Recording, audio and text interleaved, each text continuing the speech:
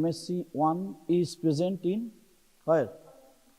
All cells না, all nucleated cell.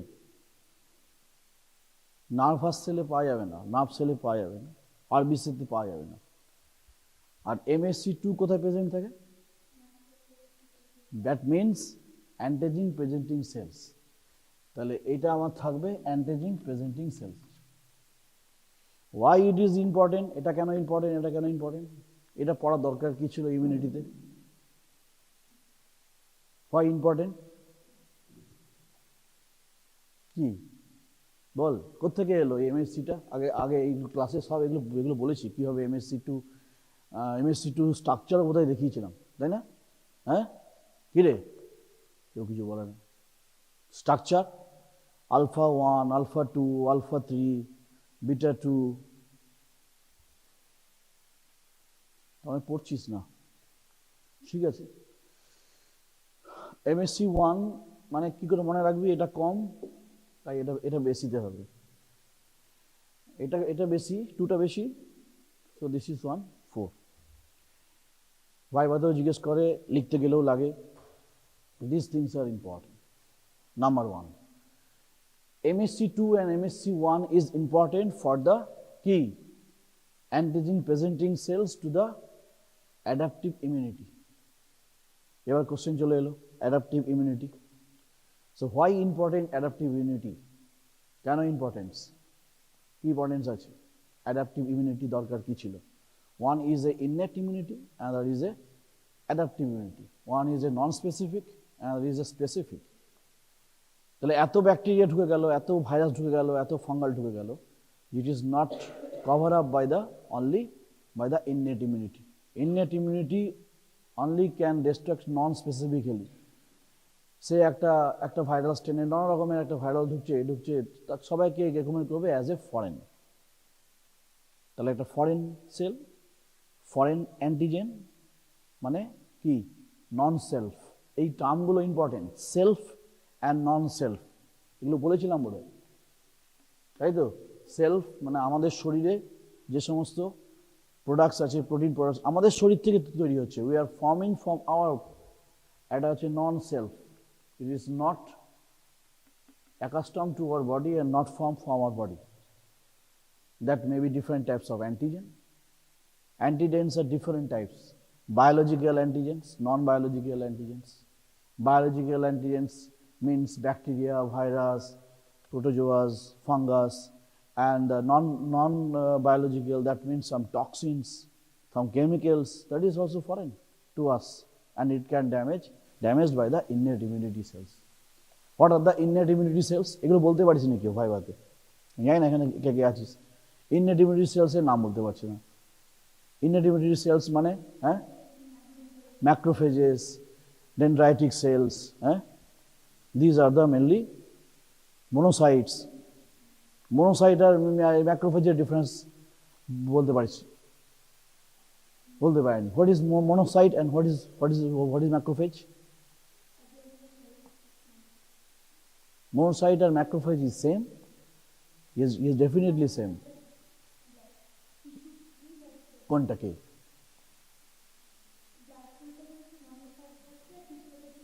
Macrophage হচ্ছে, right? So these things are very much important and acts as antigen presenting cells. Within this antigen presenting cell, dendritic cell is the connection between the innate immunity and the adaptive, mostly, but not at all that macrophage will not act as a link between the innate immunity and adaptive immunity. Innate immunity করার পরে MSC এর মাধ্যমে antigen presenting cell will present the antigen. এই জন্য এদেরকে নাম দেওয়া হচ্ছে অ্যান্টিজেন প্রেজেন্টিং সেলস। কীভাবে বলেছিলাম এটা? যে suppose it is a virus, একটা ভাইরাস আছে, এখানে একটা সেল আছে, সেলের ভিতর ভাইরাসটা ঢুকে গেল, then it will break down by the proteasome and some products will come. এখানে কি আছে?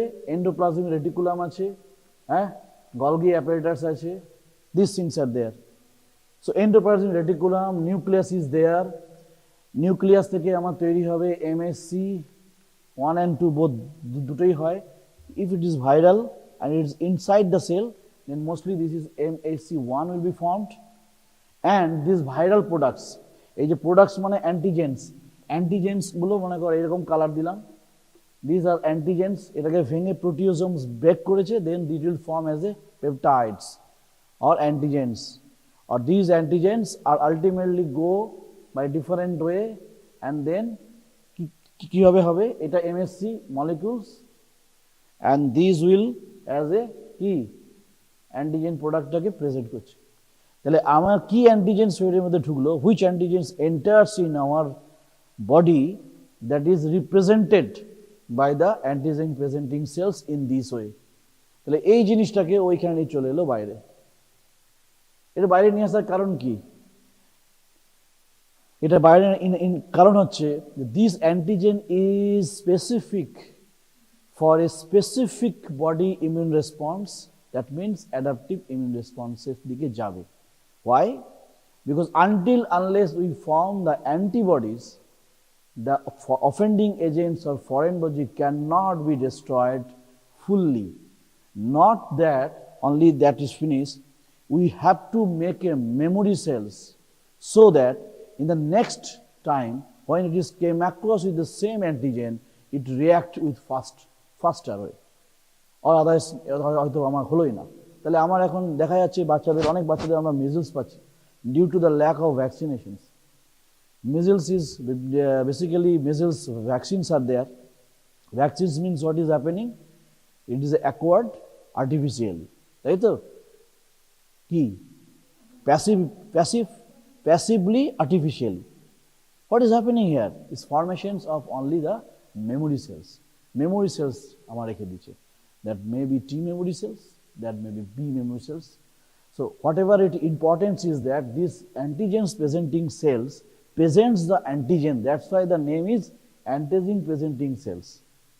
So suppose this is a cell, all over this is the virus, viral affecting cells are there and this is coming. In the same time, if it is bacteria is that and dendritic cells, ঠিক আছে, dendritic cells are there, nucleus is there, and some sorts of bacterial are here. এখানে কিছু bacteria আছে, তার মধ্যে কিছু proteins আছে। কি করবে এটাকে? ফ্যাগোসাইটোসিস। হ্যাঁ, ফ্যাগোসাইটোসিস মানে এটাকে পুরো খেয়ে নেবে। তাহলে এটাকে পুরো এরকম করে গিয়ে এরকম করে করবে, and that will come down and then lysosomal degradations, তাই তো? endosome and lysosome connection, and lysosomal enzymes are there to break down the bacteria and come into the ultimately কি আসবে এখানে না products. Nucleus is there, so MHC2 here, not MHC1. MHC1 present in all nucleated cell, but antigen presenting cell presents mainly the MHC কি 2, right? 2টা এরকম. So this is coming from the nucleus, and it will present different ways. I am not going details into that way, it's not important for you. So in this way, this is a MSC কি এটা MSC কি 2, and these are the bacterial peptides or bacterial antigen is presenting. So in this way, bacteria virus is coming on. Now the question is that already I described that for the immune response or adaptive immune response, we must be first step is the activation of the naive T cell. What do you mean by naive T cell? Anyone? What do you mean by term naive? Naive কথাটার মানে কি? NAIVE. Naive T cell. এটার কি মানে? Naive কথাটার কি মানে? The T cell which never came across with any foreign antigens. সে কখনোই এখনো পর্যন্ত কোনোদিন অ্যান্টিজেন দেখেনি। The T cell is developed or start to develop কোথায়? ম্যাচুরেশনস কোথায় হয়? থাইমাসে। থাইমাসে ট্রেনিং চলে স্কুলের মতো, এডুকেশন দেওয়া হয়। কি এডুকেশন দেওয়া হয়? এডুকেশন দেওয়া হয় যে তুমি CD4 হবে না CD8 হবে। রিমেম্বার, আগেও বলেছিলাম, একটা প্রথমে যখন থাইমাসে থাকে একটা টি সেলের মধ্যে আমার দুটো রিসেপ্টারই আমার থাকে, আমার CD4ও থাকে, আবার CD8ও থাকে। ইভেন অল দ্য টি সেলের একটা কমন সিডি হচ্ছে CD3, জেনে রাখ। সো হু আন্ডারস্ট্যান্ড দিস, যে একটা টি সেলের মধ্যে প্রথমে যখন আমার কোনো অ্যান্টিজেন্স এক্সপোজার হয়নি, that T cell contains both. But আমরা কি করলাম, প্রথমেই আমরা ক্লাসের শুরুতে কি করে দিলাম না, ভাগ করে দিচ্ছি। That means this divisions happens in the thymus. Thymus কিভাবে করবে সেটাকে বলা হয় positive selections and negative selections. কিভাবে করবে, যখন প্রথম অ্যান্টিজেন প্রেজেন্ট করতে আরম্ভ করলো, কোথায়, লিম্ফ্যাটিক্সে, থাইমাসে গিয়ে, এই সরি আমাদের থাইমাসে, দেন কি হবে, এই অ্যান্টিজেন্সের যে মনে কর এ যদি আসে, এ যদি এখানে আসে, সাপোজ এ জিনিসটা এইখানে আসছে, তাহলে এ কাকে সিলেক্ট করবে, হ্যাঁ, CD4 কে কালেক্ট করবে, তাই যখনই CD4 কে কালেক্ট করলো তখন একে বের করে দেবে, আউট। তাহলে ও কি তৈরি হয়ে গেল, CD4 তৈরি হয়ে গেল, and rest are destroyed. But যদি এ আসে, এ যদি আসে, দেন তাহলে কি হবে, CD8 কে অ্যাকসেপ্ট করবে। In this way we get CD4 and CD8 in the thymus, and thymus is the education center for T lymphocyte, and it is present as a naive T cell mostly. Then this naive T cell will be transformed into the helper cell, তাই তো। এবার কি আসবে আমার, কি helper sell. কেন এটাকে helper sell বলা হচ্ছে, why it is called helper cell? Because it helps to other cells or other T cells or B cells to activate and promote the adaptive immunity. Now adaptive immunity means mainly two, যেটা তোদের বইয়ে লেখা আছে, that is one is humoral immunity and one is the cell mediated immunity. কেন দরকার হলো, why it is important too? Some bacteria, some viruses will be inside the cell and some are the extracellular. One is intercellular, others are extracellular. Then what is the positions of this adaptive immunity is that means some need some antibody productions in the blood plasma, those are extracellular.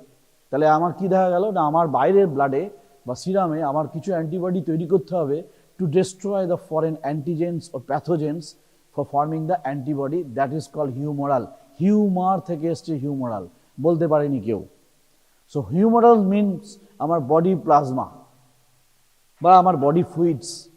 তো body ফ্লুইডসের মধ্যে আমার যখন antibody তৈরি হবে, যেটাকে বলবো আমি হিউমারাল অ্যান্টিবডি। তার মানে আমার এক্সামিনার যদি আস্ক করে যে what do you mean by humoral antibody, then always remember the antibody productions হবে through the plasma cells and B cells, right.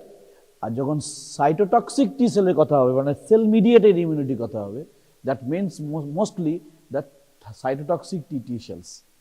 সে তারা কি করে, তারা destroyed the intercellular pathogens by killing the almost the sell.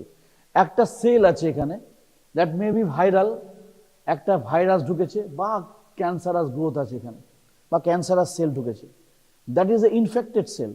তাকে cytotoxic T cell পুরোপুরিভাবে damage করবে। এর আগের দিনে বলেছিলাম some two enzymes are there, one is পারফোরিনস, another is a গ্র্যানজাইমস।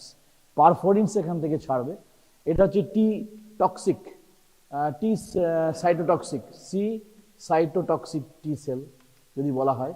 This cells are releasing as a granules, is are coming as a perforins. Number one, perforins কি করবে না, এখানে পারফোরেট করবে। And granzymes will enter into these holes and then different caspases, এগুলো তোরা পড়েছিস, apoptosis, কেউ পড়িয়েছে apoptosis, জ্ঞান ফিজিওলজিতে পড়ায় apoptosis. Apoptosis is a basically a program cell death. তার মধ্যে অনেক রকম কাসপাস, ফেস লাইগ্যান্ড, এ সমস্ত কিছু লাগে, নিজেরা একটু পড়ে নিবি। So this things are happening here, ultimately it will cause the apoptosis, that means program cell death. এই সেলটাকেই যদি মেরে দেয় তাহলে ভাইরাস আর রেপ্লিকেশন করতে পারবে না, তাহলে সেলটারই ডিস্ট্রাকশন হয়ে যাবে। That's why cell mediated immunity. তাহলে আমার কোশ্চেন হচ্ছে, তাহলে স্যার হেল্পার সেলের এত বলছেন, এত কাজ তাহলে কি? T helper cell is huge image actions. কি হবে সেটা আমি আসছি। তাহলে টি সেলকে আমি যদি ডিভিশনস করি, তাহলে নাইভ টি সেল করব। নাইভ সেল টি সেলকে আমি প্রথমে হচ্ছে নাইভ টি সেল, এটাকে দুটো ভাগে ভাগ হবে, একটা হচ্ছে টি হেল্পার সেল আর একটা হচ্ছে টি সাইটোটক্সিক সেল হলো। এবং এই দুটোরই হবে আবার effector T cells and also effector T cytotoxic cells. আবার এইটার আবার proliferation হয়ে হবে T memory cells, T helper memory cells and the T cytotoxic memory cells. So memory will be there. So ultimately adaptive immunity is formations of antibody as well as for the memory of that offending agents. Now this is specific. This is a specific. So naive T cell, helper cells, these are important. Now I'm come across with some TH cell, that is helper cell. In the previous class, I remember that some subsets of T cell I have explained. What are those? কে বলতে পারবে? Because these subsets are important. Subsets mean কি? কিছু কিছু types of T helper cell আছে, অনেক রকম আছে, তার মধ্যে 5টা নাম বলেছিলাম। কে বলতে পারবে? কেউ কি নোটও নিস না? এনিওয়ান? কি মনে নেই? ইয়েস, হ্যাঁ বল। TH1, very good. TH2, very good. TH17, TH regulatory, and TH follicular. These 5 important subsets are there. I can explain you why it was so much important, and this is important for your MCQ also, in your exam also. But always we escape from this way. আমরা এটাকে পড়ি না, আমরা টি sell বলতে টি sell বুঝি, B cell বলতে B cell বুঝি। টি সেলের কত রকম ভ্যারিয়েশনস আসছে এই ক্লাসে। একটা বললাম নাইভ টি সেল, যে কখনো অ্যান্টিজেন রেকগনাইজ করেইনি, সে জানেই না। Then helper cell will come. কিভাবে আসবে হেল্পার সেল? হেল্পার সেল আসবে by the differentiation of the naive T cell after exposing into the antigen. যেই অ্যান্টিজেন এক্সপোজার হলো সে টি হেল্পার সেলে পরিণত হলো, আর সেই দিকে সাইটোক্সিন-2 পরিণত হলো। এইটা হচ্ছে আমার সবসময় দিয়ে CD4 থাকবে, এটা আমার CD8 থাকবে। এর মধ্যে কোনো প্রবলেম নেই, কোনো রকম কোনো কনফিউশনস নেই। Now this T helper cell 1, why it is important? T helper cell 2, why it is important? আমার দরকার কি ছিল এত জানার? প্রত্যেকটা জানার দরকার আছে। সেল ইমিউনিটি তো আমার এটা দিয়েই তো আমার হয়ে যেত, তাহলে আমি এটা নেওয়ার দরকার কি ছিল? দরকার আছে, কিভাবে আছে আমি আসছি। ইটস ডিপেন্ডস, এই যে সাবসাইটস গুলো হচ্ছে, it's depends upon 2 to 3 factors. কি কি সেই ফ্যাক্টরস গুলো কি কি? না, আমার অর্গানিজমটা, অফেন্ডিং এজেন্টটা সেলের মধ্যে আছে না সেলের বাইরে আছে? নাম্বার 1। নাম্বার 2, আমার যখন অ্যান্টিজেন প্রেজেন্টিং সেলস আসছে তখন তারা কি কেমিক্যালস মানে সাইটোকাইনস রিলিজ করছে? তাহলে সাইটোকাইনস ডিপেন্ডেন্স, আর cytokines are release to differentiate into this way, this way, this way, this way. That means different cytokines are important for the differentiation between the different subsets. Eight are important. Different cytokines are important to differentiate into the different subsets.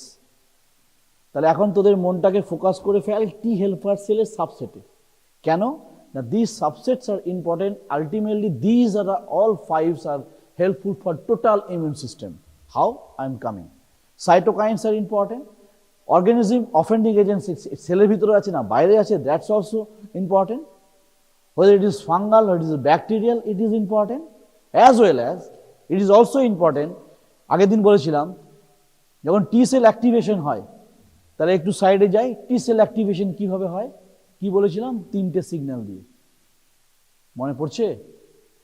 দেখ অবস্থাটা, দেখ তোদের টি cell activation তো short নোটও দেয়। টি cell activation মানে কি? কখন টি cell activation হবে? নাইভ টি সেল অ্যাক্টিভেশন যে বললাম এখান থেকে হবে, সেটা কিভাবে হয়? এখানে কি লিখলাম? অ্যান্টিজেন। অ্যান্টিজেন তো এমনি এমনি আসে না, through the antigen presenting cells আছে। তাহলে সাপোজ এইটা হচ্ছে একটা অ্যান্টিজেন প্রেজেন্টিং সেলস। কি এটা? কি এটা? হ্যাঁ,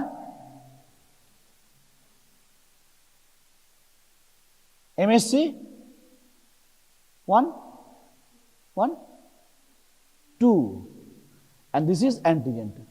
এই যে অ্যান্টিজেনটা লিখেছিলাম এখানে, এই অ্যান্টিজেনটা এখানে আছে।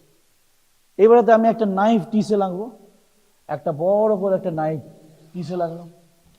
টি সেলের মধ্যে আমার কি আছে, কি কি আছে, টি সেল রিসেপ্টার্স আছে, টি সেল রিসেপ্টার আঁকলাম। আর কি আছে, CD4 আছে, নাইভ টি সেলস। আমার যখন আমার MSC2 এর সঙ্গে করবে তখন আমার কি কি কি লাগবে, দিস ইজ কল্ড CD কি 4, 4 তো 8 নয় তো, 8 নয় 4। তাহলে এই antigen and this T cell receptor, this is T cell receptors and this is MHC, MHC2 is interacting as well as this CD4 interaction with this MSC. তাহলে এটা হলো হ্যান্ডশেক করলো। মনে কর তোরা একটা ডেটিং এ গেছিস, হ্যাঁ, হ্যান্ডশেক করলি, হ্যান্ডশেক করলেই সমস্ত কিছু হবে না। কি হবে হ্যান্ডশেক করে? দেন we want to come close together for the dating can be successful. So what is this, that's two hands? সেটা তাহলে কি হতে পারে, কিভাবে হতে পারে না, টু রিসেপ্টার্স আর দেয়ার। আগের দিন বলেছিলাম, সব ভুলে গেছিস দেখ, কি কি বলেছিলাম, যে টি সেল রিসেপ্টার্স থেকে আমার একটা রিসেপ্টর থাকে, তার নাম হচ্ছে CD28, CD28। ঠিক তেমনি dendritic cell or antigen pressing সেলে আরেকটা আমার রিসেপ্টর থাকে, তার নাম হচ্ছে B71, B72 এটসেট্রা। ঠিক আছে, এটা মনে রাখতে হবে, heavy important. So that is called costimulation. যখন হ্যান্ডশেক করছি between this MSC2 antigen having antigen peptides, MSC2 having antigen peptides with the T cell receptor is a handshake. Now the second interactions you may consider as a kiss. So this is also happens to the bonding and the co-stimulations, right? মনে রাখতে হবে এইভাবে, handshake, dating এসেছে তারা for the interactions and this kiss between this and this happening through the receptors. T cell receptor এর lips এটা, dendritic সেলের lips হচ্ছে এটা। লিপস এর মধ্যে রিসেপ্টার্স আছে, কি আছে, রিসেপ্টার্স। এর মধ্যে কি রিসেপ্টর আছে, B71, B72, এটা আরো নাম আছে, CD80 লাইগেন্ড, আমি ওইদিকে যাচ্ছি না, এটা মনে রাখলে এনাফ। যদি 1 2 ভুলে যাস, শুধু যদি B7 বলিস বা লিখিস, দ্যাট ইজ অলসো এনাফ। এটা একটু কালারফুল হইতে নিজেরা যখন পরীক্ষা দিবি লিখতে পারি, টি সেল অ্যাক্টিভেশন এভাবে হচ্ছে, that is called co-stimulations. So whenever you are going to dating, without co-stimulation, does not happen to long-lasting relationship. So this is happens for the co-stimulations, right? So this is much more important. তাহলে এখানে কতগুলো জিনিস চলে এলো, দেখ, MSC এলো, টি sell receptor এলো, CD4 এলো। তাহলে CD4 and their interaction is the first case. এই পিরিয়ডটা হচ্ছে first signal, and the second signal is here. So what about the third signal? Whenever this is interaction, then these will release interleukin কি 9 receptor, interleukin 2 আবার এখান থেকে বেরিয়ে একেই আবার কাজ করে, একে ডিফারেন্সিয়েট করবে, কিসে ডিফারেন্সিয়েট করবে, into the T helper cell. তাহলে naive T cell, this is a naive T cell is converted into the T helper cell. এই এতক্ষণে এইটা এলো, বোঝা যাচ্ছে? Now these will differentiate into different subsets as per requirement of different cytokines. কেন এটা দরকার হলো? আগের দিন বলেছিলাম যে এটা যদি ওয়ার্মস থাকে, বড় ওয়ার্মস, তাহলে কি ম্যাক্রোফেজ ওকে এনগালপ করতে পারবে? ছোটবেলাতে ওয়ার্মস হয়েছে কারো, জানিস? দেখবি, জিজ্ঞেস করি, আমার পটির সঙ্গে বেরোচ্ছে ছোট্ট ছোট্ট পিন ওয়ার্ম, ছোট্ট ছোট্ট পিন ওয়ার্ম, মানে তুই চোখে দেখতে পাচ্ছিস, whenever you are কিছু দেখতে পাচ্ছিস, সেইটা আর একটা ভাইরাস ঢুকে যাওয়ার মধ্যে তফাৎ আছে। একটা ভাইরাসকে দেখতে পাচ্ছেন, করোনা ভাইরাস আমি দেখতে পাচ্ছি না তো, তাহলে তো ভালো হতো, তাহলে সহ্য করে ধরতাম, এই যাস না ওদিকে, ধরতে পারছি না। So this things are important. একটা যদি এরকম করে একটা কৃমি থাকে, সেই কৃমিটাকে কি করে ম্যাক্রোফাজ বা ডেনড্রাইটিক সেল ফ্যাগোসাইটিস করবে? It's a big thing. একটা ব্যাকটেরিয়া ঢুকে গেল, নিয়ে ওখান থেকে খেয়ে নিল, নিয়ে MSC প্রোডাকশনস করে ওর পেপটাইডসটাকে গিয়ে অ্যান্টিজেন বাইন্ডিং সেলস করলো। And this things happens where in your body. এটা কোথায় হচ্ছে বলতো? লিম্ফ নোডে। lymphatic system এ হচ্ছে। These things are happening in the lymph nodes. That's why some infection, some কেন বেশিরভাগ ইনফেকশনে আমাদের দেখবি গ্ল্যান্ড ফোলে, গলার মনে করেন চেস্ট একটা ইনফেকশন হয়েছে বা একটা পায়ে ইনফেকশন হয়েছে, ইঙ্গুইনাল ক্যানেলে ইঙ্গুইনাল লিগেনে লিম্ফ নোড ফুলে গেল। That's why lymph nodes examinations, node examinations is in case of in general survey. তাই তো বলা হয়েছিল তো জেনারেল সার্ভেতে একটা lymph nodes examinations is important part. কেন? কারণ some informations is going on due to your immunity. Whenever these things are happening, that means the accumulations of some T cell and antibody cells is going in the lymphatic system and lymph nodes. Lymph node টা বড় হবে, ওকে কাজ করতে হচ্ছে। lymph nodes এ কি কি আছে? cortex আর germinal cortex আছে, medulla আছে। These things happens in the lymph nodes, and so that this T cell activations happens after the three signal. One signal is the interactions between these MSC and T cell receptor and CD4 and MSC, and second is the co-stimulations, that is the CD28 of the nerve T cells and B7 receptors in the কোথায় antigen presenting cells. তাহলে B7 28 মনে রাখ, CD28 and B7 interaction is called co-stimulations, and this is important, most important. যদি আমার এটা না থাকে তাহলে এই সেলটা অ্যাক্টিভেশন হবে না। অ্যাক্টিভেশন না হলে ইন্টারলিউকিন 2 বেরোবে না, অটোক্রিনি এটা কাজ করতে পারবে না, ফার্দার সাবস্ট্রেট তৈরি হবে না, ডেফিসিয়েন্সি হবে না, it will not work at all. Right? Now this is happens in the lymphatics, and this is happens by the interactions, three signals. One is that, two is co-stimulations, second, third is that's the cytokine release, that is interleukin 2. Finish. The T cell activations এর ফলে আমার পরে এইগুলো হবে। তাহলে T helper সেলের differentiate করে subsets of T sell হচ্ছে। এবার TH1 কোথায় হেল্প করবে এবং কোন সাইটোকাইনের জন্য হেল্প করবে, দ্যাট ইজ ইম্পর্টেন্ট। এর জন্য ইন্টারলিউকিন লাগবে, ইন্টারলিউকিন 12, এগুলো মনে না রাখলেও হবে, বাট ইট উইল হেল্প কোথায়? যেগুলো ইন্টারসেলুলার অর্গানিজম আছে, ইন্টারসেলুলার ভাইরাস, ইন্ট্রাসেলুলার ব্যাকটেরিয়া, মানে সেলের ভেতরে যেটা আছে এইটা সেলের ভেতরে একে ড্যামেজ করবে। কিভাবে করবে? কারণ after the formation of TH1 it will release some cytokine, specifically interferon gamma as well as interleukin 2. So these things are helpful for the destruction of the intercellular pathogens. Now this number 2 is very very important. এই যে আমরা এতক্ষণ ধরে humoral immunity বললাম, cytotoxic immunity বললাম, তার মধ্যে humoral ইমিউনিটিতে দিস TH2 ভেরি হেল্পফুল। কেন? কারণ this only the T helper cell subsets activate the B cell for the productions of antibody. Remember this. As well as to some extent follicular also helps for the antibody productions through the B cell.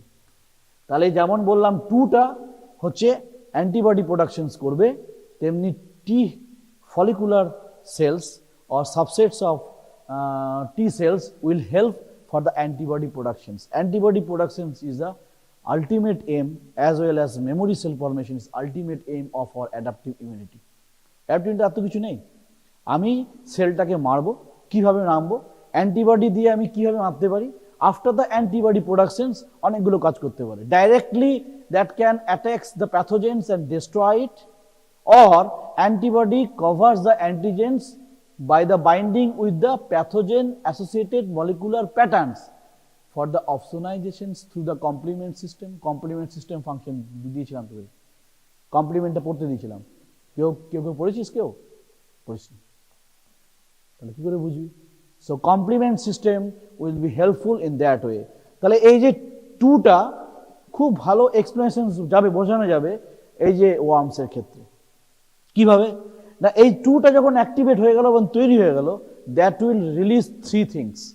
Number 1 interleukin 4, number 2 interleukin 5, and number 3 interleukin 13. তাহলে 4, 5, 13 interleukin তৈরি করলো, subsets of T sell TH2, বোঝা যাচ্ছে? TH2 তো তৈরি করলো। Suppose this is A TH2 Then this is a cells and this is a Th2. It will release three things. One is interleukin 5 and is interleukin 13. এটাকে আমি explain হিসেবে করছি এখানে। তো 4 এর কি কাজ? 4 এর কাজ হচ্ছে it activates the B cell to produce IgE antibody। বললাম অ্যান্টিবডি তৈরি করে।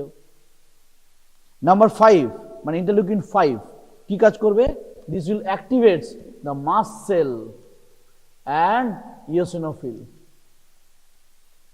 Number 13, এই যে 13 নাম্বার 30 না, ইন্টারলিউকিন 13, it will কি করবে? It will line the mucosal cells of intestine. Mucosal formations ball, mucosa তৈরি করবে in the intestine। নিয়ে এবার এইখানে চলে আয়। এটা একটা ওয়ার্মস, কোনো একটা বাচ্চার বা বড়দেরও হয়, এটা ওয়ার্মস হয়েছে, তাকে মারতে হবে। This a foreign body, this a self antigen, no not at all, this a foreign antigen. তাহলে বডি তো মারছে তাকে, কীভাবে মারবে? তাকে ডিস্ট্রয় করতে হবে। কীভাবে করবে? এই যে আইজিই গুলো বেরিয়ে গেল, suppose this is IgE antibodies, এরা কি করবে না এখানে গিয়ে আটকে যাবে। আইজিই গুলো এইখানে গিয়ে আটকে গেল, আটকে গেল, আটকে গেল। এবারে কি আসবে? এবারে কি করেছে? IL-5টা মাস্ট সেল আর ইওসিনোফিলকে স্টিমুলেট করে দিয়েছে, তারা এসে এখানে জড়ো হয়ে যাবে। জড়ো হয়ে গেল, জড়ো হয়ে গেল, জড়ো হয়ে গেল। এরা কারা? মাস্ট সেল বা ইওসিনোফিল, মাস্ট সেল বা ইওসিনোফিল। এরা কি করবে? এদের থেকে ভিতরে কি আছে? The different types of toxic materials আছে, তারা গিয়ে এখানে ঢালবে। ভেতরে ঢেলে টক্সিক ম্যাটেরিয়াল ঢেলে এটাকে পুরো কুচি কুচি করে কাটবে। বোঝা যাচ্ছে? So in this way Th2 is helpful for the antibody productions. তাহলে যদি কোশ্চেন আসে MCQতে, the following subtypes are responsible, subtypes of T cell responsible for the humoral immunity or humoral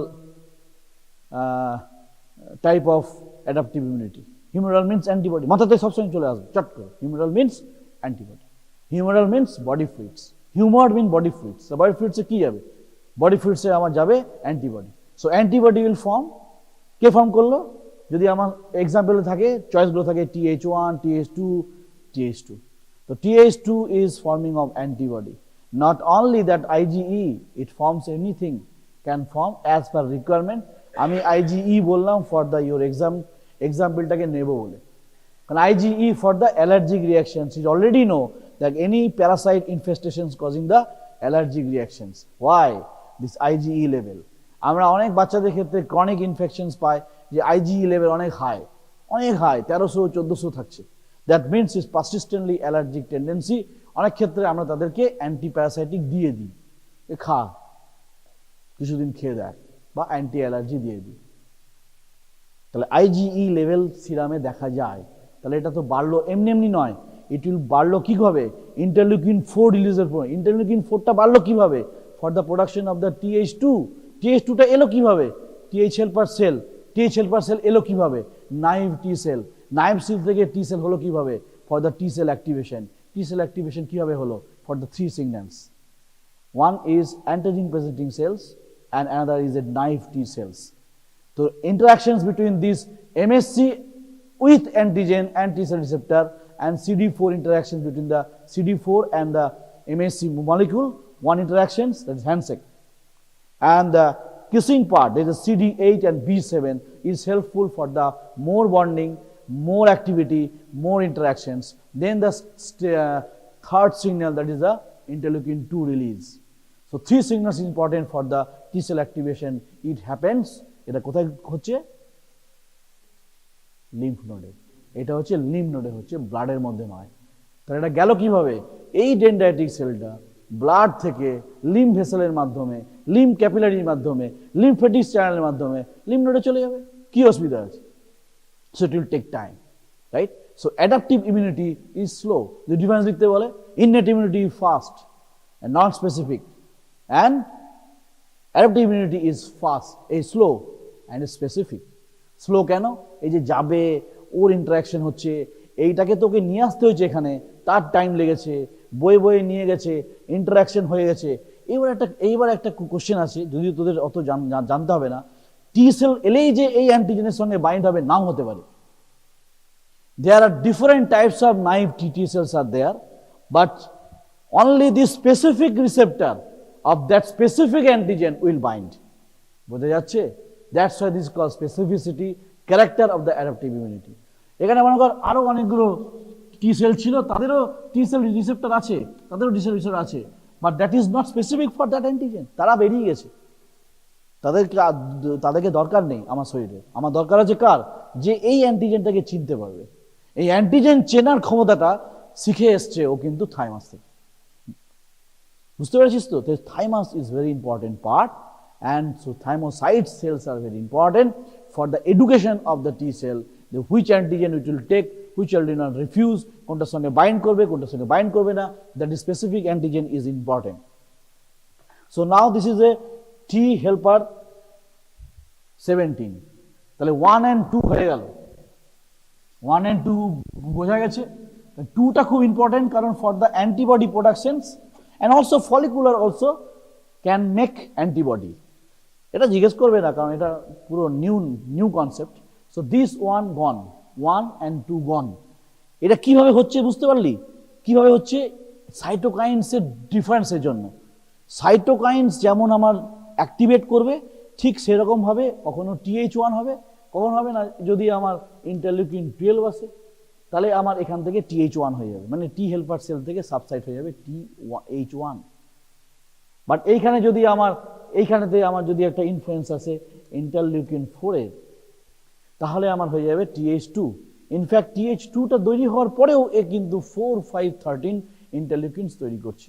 4 কি করবে? For the activation of B cell for production of IgE, and 5 for the activation of the mast cell and eosinophil, and 13 causing the mucosal layer. এটা কেন দরকার ছিল বলতে পারিস তোরা? 13 এ কি দরকার ছিল স্যার? কারণ for the parasitic infestation in the mucosal barrier ও চলে যাচ্ছে, তাহলে মিউকোসাল লাইনিং তৈরি করে দেবে for the prevention for the further infections. Now the 17, remember, if any of us having the formation of T17 is less or nil, that will suffer from chronic bacterial infections or chronic fungal infections. তাহলে যখন আমাদের fungal infections হয় বা কোনো bacterial infection হয়, that will helpful, that is TH17 is helpful, and 17 name is given by the remembering that release of interleukin 17. তাহলে এইটা আমার কখন তৈরি হবে? এর জন্য সাইটোকাইন রিলিজ হবে, সাইটোকাইন্সের দরকার হবে যখন আবার TGF বিটা and interleukin 6 যখন আবার একে অ্যাক্টিভেট করবে, that will form TH17. TH17 acts for the fungal as well as extracellular bacteria. কেন কথাটা বললাম এক্সট্রাসেলুলার ব্যাকটেরিয়া? কারণ ইন্টারসেলুলার ব্যাকটেরিয়া কিন্তু TH1 শেষ করে দেবে। তাহলে এক্সট্রাসেলুলার ব্যাকটেরিয়াকে কে করবে? এ। কাকে করবে? আর কাকে করবে? Fungal. So any patient having any patient না, any human being having this less amount, he or she will suffer with chronic bacterial infections. অনেক আমরা পেশেন্ট পাই, বাচ্চাদের ক্ষেত্রেও পাই।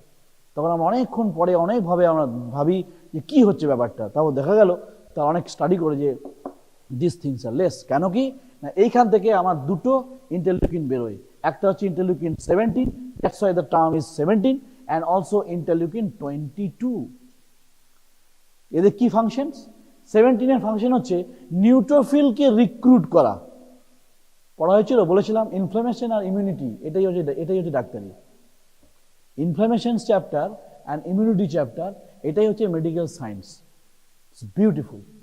ইমিউনিটি যদি বুঝতে পারিস, তাহলে তুই কি কাজ করছিস, কোন পেশেন্টকে কি দিচ্ছিস, কেন অ্যান্টিবায়োটিক দিবি, অ্যান্টিবায়োটিক দিবি না, কতদিন পরে IgM পাবি, কতদিন পরে IgG পাবি, সব will be clear for you, and you will be a confident doctor to treat your patients, and diagnosis is much more easier because all the things are immunity.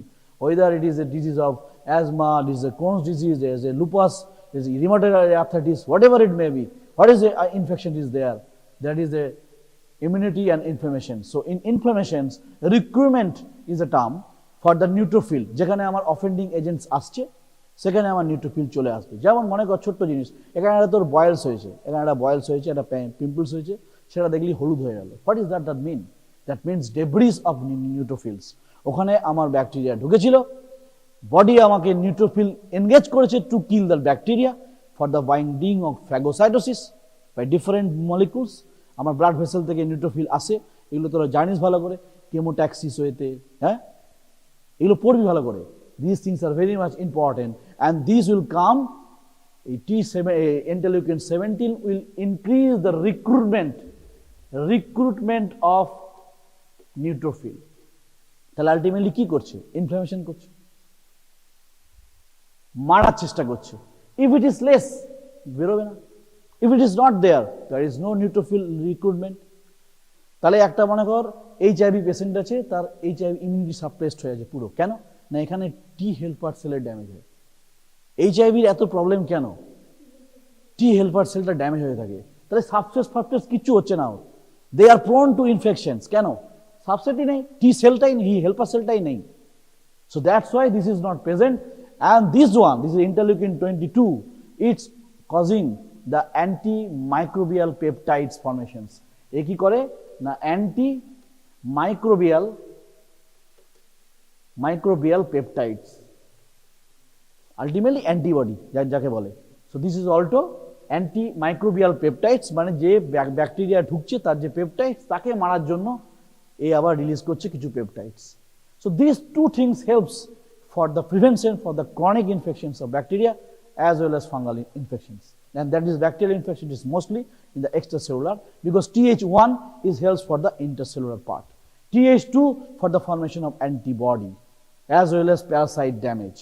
Interleukin 4, 5 and 13 release from the subsets of T cell, the Th2, and interleukin 17, 22 is released from the Th17. Now the most important part I am coming, this is a regulatory cell. কেন দরকার? কোভিডের সময় দেখেছিলিস যে cytokine storm বলে কোনো ডাক্তারবাবু বলছে যে এতটাই ইমিউনিটি ওভার স্টিমুলেশন হয়ে গেছে যে patients is damaging is own sales.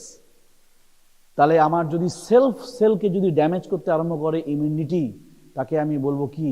Auto immunity problem বা auto immune diseases like rheumatoid arthritis, like কি বলবো lupus, like our Wilson's disease, different disease are there, autoimmune disease, lots of autoimmune disease.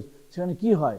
কারণ inflammation হতেই থাকে, regulator বলে কিছু থাকে না। সো টি রেগুলেটরি সেল, তাহলে now I will like to concentrate on this T regulatory cells. What are those? তারা কি জিনিস তারা? তাহলে টি রেগুলেটরি সেল ইম্পর্টেন্ট। এই যে আমার ইন্টারাকশন হচ্ছে এইখানেতে, যদি টি রেগুলেটরি সেল যদি আমার এখানে কাজ না করে এবং এর স্টিমুলেশন যদি হতেই থাকে, মানে ডেটিংয়ে গেছিস আর ছাড়াছাড়ি ব্যাপার নেই, তাহলে কি হবে? বা আমার কাছে ফোন যাবে, পুলিশ আসবে, হ্যাঁ ওভার স্টিমুলেশন হয়ে গেছে। So that must be there, something receptors are there, some receptors are to reduce this co-stimulation. আমার এইটা নিয়ে চিন্তা নেই, আমার চিন্তা হচ্ছে co-stimulation। হ্যান্ডশেক তো ছেড়ে গেছে। Then this B7 and this CD28 ইন্টারাকশনটা কমাতে হবে। সেটা কমাবার জন্য B7 কে তুলে নিলেই হলো, B7 কে কোনোভাবে খেয়ে নিলেই হলো, তাহলে আর এদের ইন্টারাকশন হবে না। মানে মেয়ের বাবা বললো আমি মেয়েকে নিয়ে চলে যাচ্ছি, B7টা ধর মনে কর মেয়ে, আর এটা হচ্ছে ছেলের বেশি দম আছে, না আমি যাবো না, এখনো থাকবো, স্টে করবো। মেয়ের বাবা বললো না আমি তো অ্যান্টিডট দেবো, সেই অ্যান্টিডটের নাম B7টাকে উড়ে দিলে আমার আসবে, হ্যাঁ না IL-10 বের করবে পরে। It's not IL-10, that is some receptors which will bind with CD28 K bind করে দেবে বা B7 কে কমিয়ে দেবে। সেটা কি নাম তাদের? তার নাম হচ্ছে আগের দিন বলেছিলাম CTLA4। বোঝা যাচ্ছে? CTLA4 মানে সাইটোটক্সিক টি সেল অ্যান্টিজেন। যদিও এটা হেল্পার টি সেল, তাও নামটা করেছে CTLA4। যদি এটা ভুলেও যাস তাহলে আরেকটা আছে PD1, another component or receptor present in the antigen presenting cells, so that these can be destroyed, and reduce the co-stimulation to reduce the hyperstimulation of immune response. তাহলে ইমিউন রেসপন্স ভালো, কিন্তু যদি ওভার ইমিউন রেসপন্স হয়, that will damage our own cell. প্রবলেমটা এটাই। তাহলে immune system তখন আমরা স্টেরয়েড দিই। তো that's why in the second wave Covid infections, some of them having some problem is that these regulatory actions done by the T regulations, by these component activations. The CTLA connections with the B7. তাহলে B7 কে সে খেয়ে নেবে। আর চলে আয়, if B7 is less, there is no questions of CD20 at B7 interaction. If CD20 and B7 interaction is less or not present, then there is no question of co-stimulation. If co-stimulation is absent, then the T cell activation is not efficient or হবে না, তাহলে interleukin 2 তৈরি হবে না, তাহলে আমার naive T sell থেকে আর helper সেলে বা ফার্দার ইমিউন রেসপন্স হবে না। আমি সেটা চাইছি যখন আমার ইমিউন সিস্টেম চলে গেছে। মনে কর আমার অ্যান্টিবডি তৈরি হয়ে গেছে, আমার ব্যাকটেরিয়া মারা হয়ে গেছে, তাহলেও তুমি কেন একে অপরকে ধরে থাকবে? থাকা যাবে না। And that will create you overstimulations. So to prevent this overstimulation of immune response, some sorts of T regulatory cell will help to suppress. That's why it is previously known as suppressor T cell. তোদের বই দেখবি আছে হয়তো। Suppressor T cell is not now, not it's obsolete the term is that T reg or T regulatory cells. It regulates this one. Not only this way. Another different study we have done, the different cancer and different diseases after the treatment of interleukin 2. মানে একটা পেশেন্টের একটা বাজে cancer হয়েছে, আমি তাকে interleukin 2 দিয়ে দিচ্ছি, ইনজেকশন করছি, সাইটোকাইনস দিয়ে দিচ্ছি। তাহলে এটা কিভাবে প্রেজেন্ট করছে? মজার ব্যাপার আছে। এই টি রেগুলেটরি সেলটা মনে করো এরকম দেখতে। টি রেগুলেটরি সেলের মধ্যে অনেকগুলো ইন্টারলিউকিন 2 এর রিসেপ্টর থাকে। এগুলো সব হচ্ছে ইন্টারলিউকিন 2 রিসেপ্টরস। তাহলে ইন্টারলিউকিন 2টা আমার কোথায় কাজ করছিল? টি সেল অ্যাক্টিভেশনে, মনে আছে? থার্ড সিগন্যাল ছিল। সে কি করছিল? সে আমার স্টিমুলেশন করছিল। কিন্তু আমি বলছি উল্টোটাই। আমি কি বলছি? যে টি সেল অ্যাক্টিভেশন কমাবার জন্য আমি টি সেল ইন্টারলিউকিন 2 কে দেব। এটা একটা কন্ট্রাডিক্টরি হয়ে গেল। এটা টি সেলটা অ্যাক্টিভেশনের জন্য ইন্টারলিউকিন 2 লাগে, আমি কমাতে চাইছি ইমিউন রেসপন্সটাকে, যেহেতু আমার কাজ হয়ে গেছে, but still I am studying for interleukin 2 giving for the suppress the immune response. কীভাবে করবে? টি রেগুলেটরি সেল করবে। এ কি করবে? He will consume all the interleukin 2 by the consumption through this receptors. বোঝা যাচ্ছে? তাহলে আমি যদি কনজাম্পশন করে দিই, তাহলে ওর কাজ করতে পারবে না, সেইভাবে করলো। আবার T regulatory cell itself produces 2 things. একজন বলছিল একটু আগে, ইন্টারলিউকিন 10, আর কি করে না TGF বিটা। TGF মানে কি? Tumour growth factor beta. Tumour growth factor beta and interleukin 2 are produced by the T regulatory cell. Interleukin 10 এর কাজ হচ্ছে ম্যাক্রোফেজকে ইনহিবিট করে দেওয়া। তার মানে আমি ইননেট ইমিউনিটিকে সাপ্রেস করছি। ভাই তুই থাম।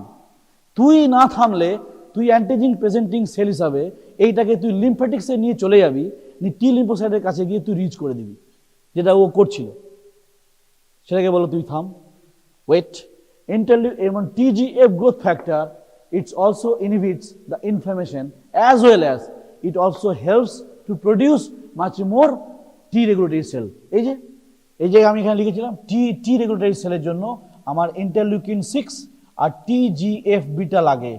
তাহলে এটা আমার আসছে ওখান থেকেই, তাহলে বেরোচ্ছে, সেইটা লাগছে, সঙ্গে আমার টি রেগুলেটরি সেলকে বেরোচ্ছে। তাহলে আলটিমেটলি কি হলো? যে আমার ইমিউন সিস্টেমকে যদি আমাকে চেক পয়েন্ট করতে হয়, তাহলে T regulatory cell is must, by which? By the connection of CTLA or PD1 to the engulf, or এটাকে বলা হয় ট্রান্স এন্ডোসাইটোসিস। B7 কে খেয়ে নেবে, B7 কে কমিয়ে দিচ্ছে, B7 কে চলো চলো বাড়ি চলো, তখন তো অনেক কাজ হয়ে গেছে। তো B7 will gone, so there is no interaction with the B7 and 28 CD28, so there is no co-stimulation, they suppression automatically.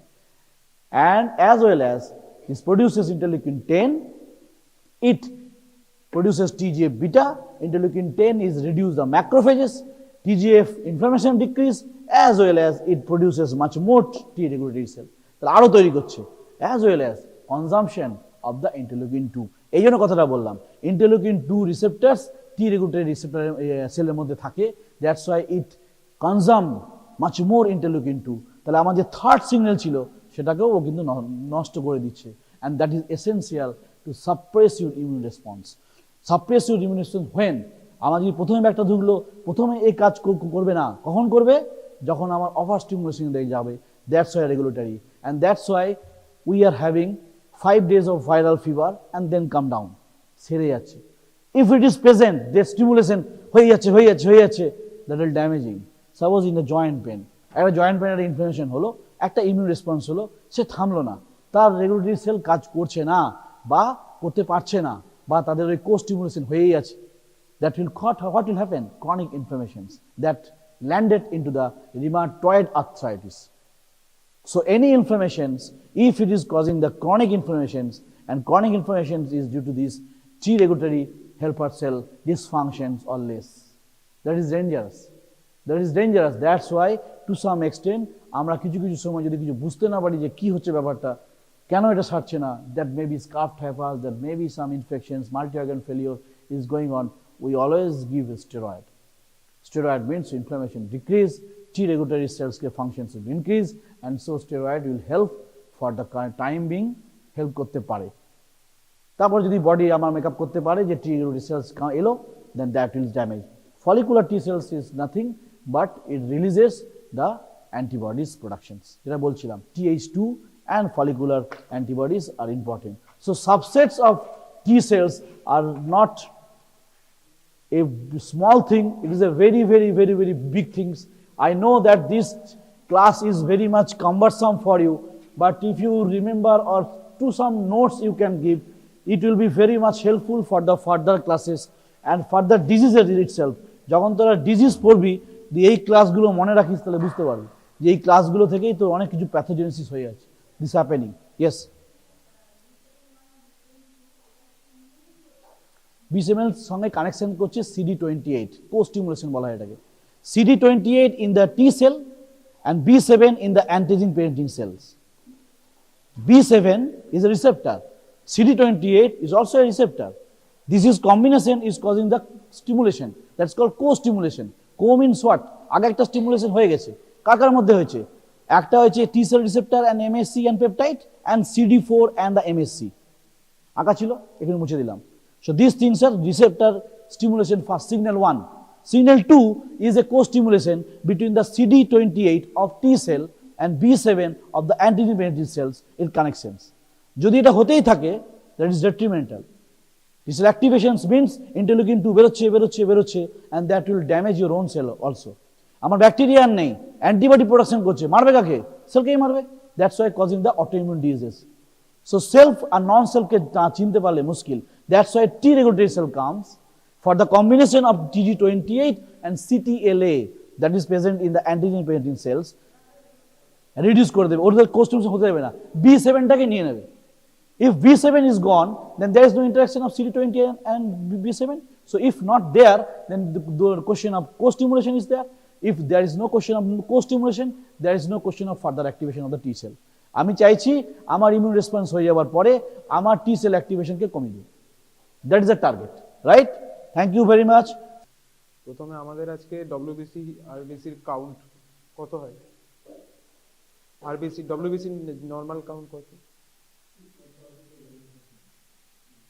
Per cubic millimetre? RBC ঠিক আছে, তো এই কাউন্টটা আমরা করি, তো ম্যানুয়ালি যেটা করা হয় ল্যাবে, সেই কাউন্টটা আমাদের একটা স্যালিস হিমোসাইটোমিটার দিয়ে করে। কি বলে? স্যালিস হিমোসাইটোমিটার। তো আরবিসি কাউন্ট করা যায়, ডব্লিউবিসি কাউন্ট করা যায়, দুটো আলাদা আলাদা প্রসিডিওর আছে, অলমোস্ট সেম বাট কিছু টেকনিক্যাল ডিফারেন্স আছে যে কারণে আমরা করি। তো আমাদের কি লাগবে? একটা হিমোসাইটোমিটার লাগবে প্রথমে। হিমোসাইটোমিটারটা এরকম হয়,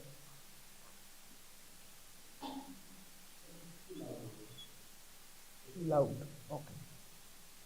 এরকম এখানে একটা এইচ শেপের মাঝখানে গ্যাপ থাকে।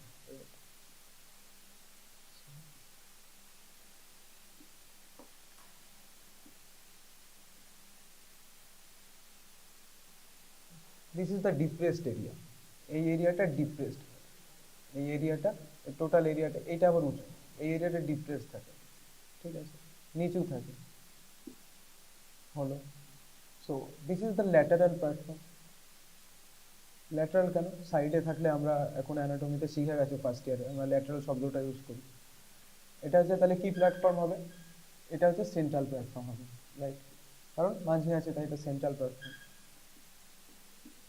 একটু ডাস্টটা দিতে এখানে ছিল তো সব। তো এই জায়গাটা আমরা কি করি? চার্জ করার জন্য ইউজ করি। এইখানটাই হচ্ছে কাউন্টিং চেম্বার। এবার এই জিনিসটাকে এখানে বলছে কাউন্টিং চেম্বার, ঠিক আছে?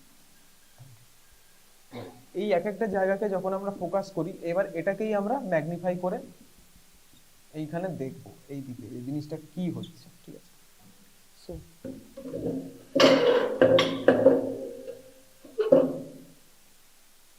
আমাদের এটা যদি আমরা ম্যাগনিফাই করি, এখানে ম্যাগনিফাইং গ্লাসে এরকম একটা ম্যাগনিফাই করলে এরকম বেরোবে।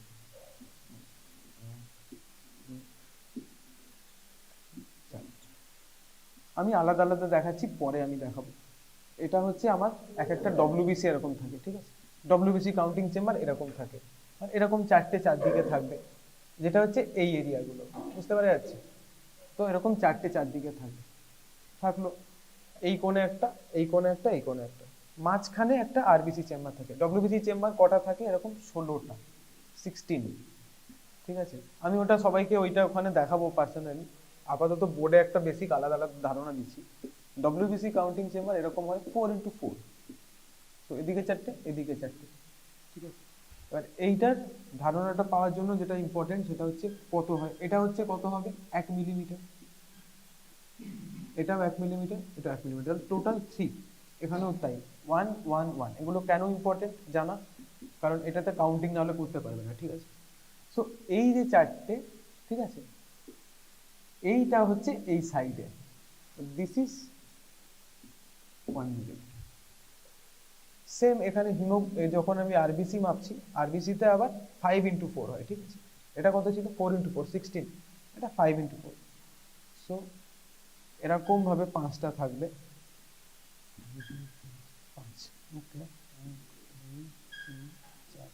এরকম 5টা থাকবে।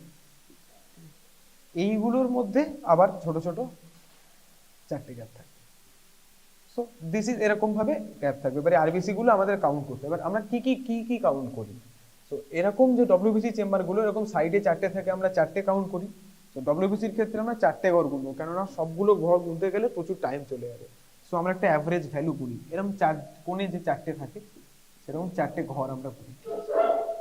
আরবিসির ক্ষেত্রে আমরা সেম জিনিসটা করি, কিন্তু 5টা, যেহেতু এখানে 5x4 আছে, তো আমার একটা সেন্ট্রাল হয়, ঠিক আছে? এরকম ইউনিফর্ম হয় না। সো এই এই এন্ডের কোণেগুলো আমরা বলি, ঠিক আছে? পিকচারটা পুরোটা বোর্ডে ড্র করা যাচ্ছে না, অনেক বড়, এখানে উঠে আছে সবাই। এই যে দেখুন 1 2 3 4, 2 3 4, ঠিক আছে, 5। এবার এইখানে আবার এক একটা 16। সো দেয়ার আর 5, 1 2 3 4 5, প্রত্যেকটার মধ্যে 16 করে। তো this is the total WBC. এবার আমরা কোন 5টা গুনবো বললাম? মিডলেরটা, ঠিক আছে, এটা, এটা, এটা এখানে দাগ টানা নেই কারণ পুরোটা হিজিবিজি হয়ে যাবে, তাই এটা, এই 5টা আমরা গুনবো। আর ডব্লিউবিসির ক্ষেত্রে আমরা কোনটা গুনছি? কোণের 4টে। সো এটা, এটা, এটা, এটা। এবার এটা একটা নাইস হতো যে পুরোটা বোর্ডে আঁকতে গেলে প্রচুর সময় লাগবে, তো ওই জন্য আমি আর এখানে আঁকলাম না। সো দিস ইজ দ্য মানে মেন থিং। নেক্সট, এখানে অল্প ছেলে আছে, তাই পরের দিন থেকে বোর্ডে আমায় আগে এঁকে রাখতে হবে। কাম হিয়ার, একজন একজন করে চলে যাবে আর একজন একজন করে আসবে, তাড়াতাড়ি। ওই যে ছবিটা দেখালাম কোণের 4টে, পুরো জিনিসটা এরকম হয়, ঠিক আছে?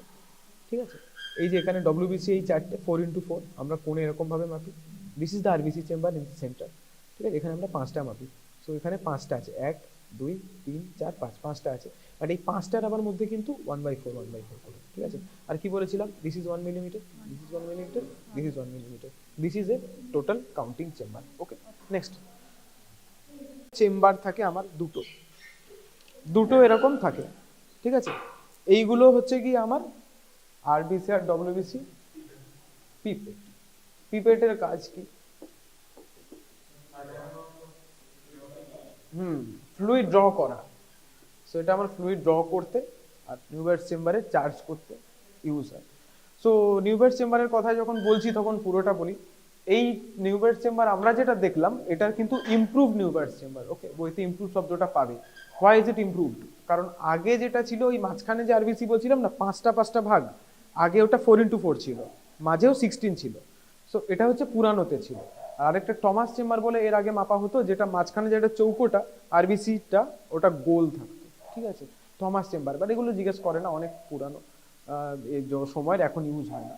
ইমপ্রুভড অ্যান্ড ইয়ের মধ্যে ডিফারেন্স জিজ্ঞেস করতে পারে। ইমপ্রুভটাই 5x4 আরবিসি আর পুরানোটাই 4x4 ছিল, যেটা নর্মাল পুরানো ওল্ড নিউবার্স চেম্বার। তো এসব চেম্বার হয়ে গেল। এবার আমার পিপেট। পিপেটে কি থাকবে? কিছুই না, একটা হচ্ছে এরকম বডি, একটা হচ্ছে বাল্ব, দেন বাল্বের পর এরকম ভাবে উঠবে, দেন আমার একটা rubber tube, then this is the mouth piece. এখানে একটা বিড, ঠিক আছে। আরেকটা আমি আঁকি এখানে, সেম।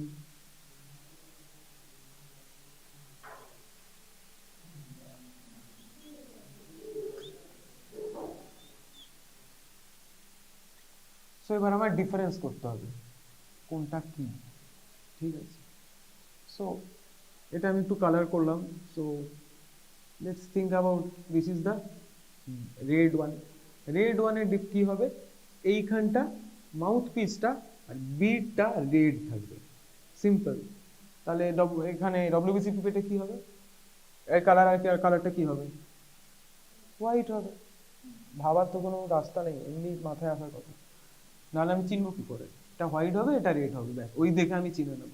শেপ মোটামুটি সমান হয়। এই যে দিস ইজ, এই যে হোয়াইট বিড এটা, ঠিক আছে, আর এই যে মাউথ পিস হোয়াইট, তার মানে এটা কি? ডব্লিউবিসি। এখানে একটা বিটটা হচ্ছে লাল আর এটা হচ্ছে রেড, সিম্পল। চিনতে দিলে চেনা, না চেনার কোনো উপায় মানে না চেনার, না চিনলেই অবাক হওয়ার কথা। কালার ব্লাইন্ড না হলে চিনে যাবে। সো 2 নাম্বার কথাটা হলো মার্কিং, ঠিক আছে। মার্কিং এ আমার আরবিসির ক্ষেত্রে আমার মার্কিং হবে কত অবধি? কে বলতে পারবে? কেউ পড়ে এসছে? 101, ঠিক আছে। ডব্লিউবিসির ক্ষেত্রে মার্কিং হবে 11, ঠিক আছে। এবার যখন এবার আমার এখানে নিচের মার্কিং সমান 0.5 mm একটা আর 1 এ একটা। সো এবার আমি আগে পিপেট গুলো চিনলাম, কারণ আরবিসি মাপ থেকে ডব্লিউবিসি পিপেটে নিয়ে নিলে তখন একটু ডিফিকাল্ট হয়ে যাবে। সো এবার আমি পুরো প্রসিডিউরে চলে গেলাম। প্রথমে আমি পিপেটটা চিনবো, চিনে এবার আমি কি করব? ফ্লুইডটা টানবো কি করে? এই যে এইটা যেটা আমি প্রথমে প্রিক করব, প্রিকে যে ড্রপটা আছে, তো this is A capillary tube, right?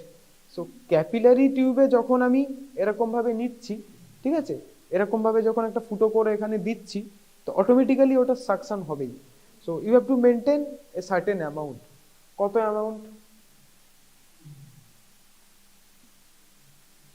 এবার ধরো তুমি এখানে এরকম দিয়েছো, হ্যাঁ, এবার সাকশন অ্যামাউন্ট সবসময় কন্ট্রোল করা যায় না, একটু একটু ওপর অব্দি টেনে নিলে, এত অব্দি ধরো টেনে নিয়েছো, কি করবে?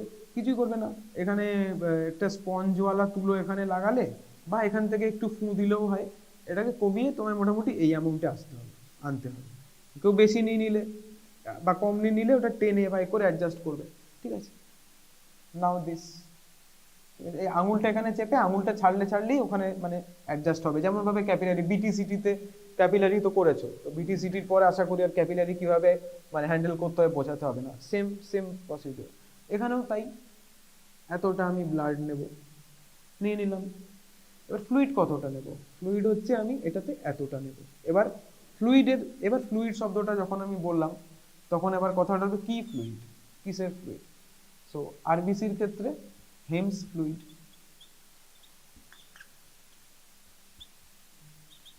ইয়েস। আর এটার ক্ষেত্রে টার্কস।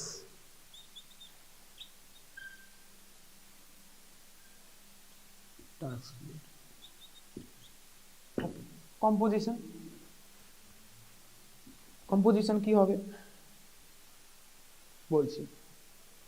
কম্পোজিশন হবে হেমস ফ্লুইডের কম্পোজিশন হচ্ছে সোডিয়াম ক্লোরাইড, সোডিয়াম সালফেট আর মার্কুরি ক্লোরাইড। ওকে, সো হেমস ফ্লুইড কি থাকছে, সোডিয়াম ক্লোরাইড, সোডিয়াম সালফেট আর মার্কুরি ক্লোরাইড। প্রত্যেকটার কাজ আছে। সোডিয়াম ক্লোরাইড কি করবে, এটাকে আইসোটনিক রাখবে।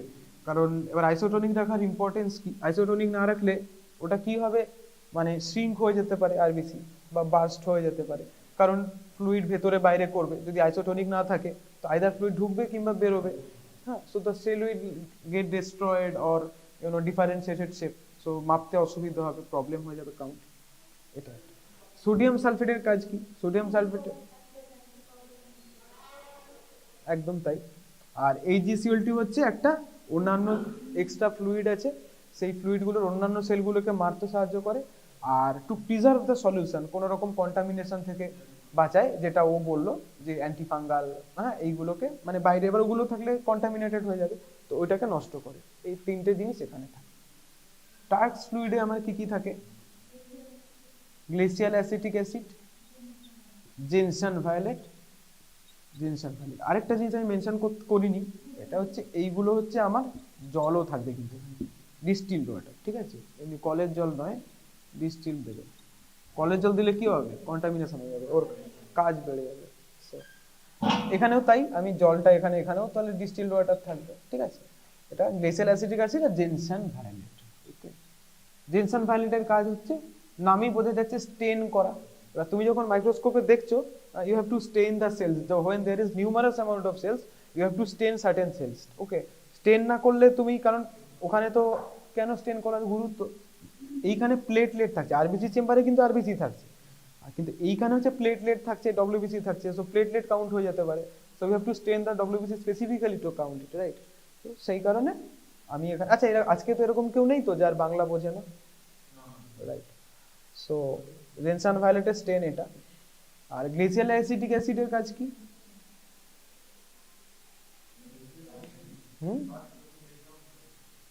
অন্যান্য যে সেলগুলো আছে আরবিসি, ওটাকে খানিকটা করে ব্রেকডাউন করবে যাতে আমার কাউন্টিং এর সুবিধা। ওকে, হয়ে গেল। তো টার্কস ফ্লুইড আর হেমস ফ্লুইড। এবার ফ্লুইড আমি এবার নিলাম, এবার আমি একইভাবে ক্যাপিলারি ওখান থেকে ধরে, এখানে তোমাদের একটা এরকম ছোট্ট কাঁচের একটা গ্লাস দেওয়া হবে, এরকম এরকম একটা ছোট গ্লাস থাকে লাইক দিস। ওকে, এরকম একটা গ্লাস থেকে, এটা আমি সাইড থেকে আঁকলাম। হ্যাঁ, এইখানে উপর থেকে এরকম দেখতে হয়, এখানে একটা ছোট ডিপ্রেশন টাইপের থাকে, এইখানেই ফ্লুইডটা তোমার দেবে, ওইখান থেকেই তোমাকে এইখান থেকে সাক করে নিতে হবে এখান থেকে। তো এবার আমি WBC তে 101 অবধি নিলাম, এটাতে 11 অবধি নিলাম। এই 111 বারবার ইম্পর্টেন্সটা কি, এবার তোমায় যদি বলে যে differentiate between RBC pipette and WBC pipette, provide me 3 points, provide কে বলবে, ওই ছেলেটা বল, এই তো এক্ষুনি বললাম তো। হ্যাঁ, দেন একটা হলো রেড বিড, হোয়াইট বিড দুটো হলো, রেড মাউথপিস, হোয়াইট মাউথপিস দুটো হলো, আর একটা ফালতু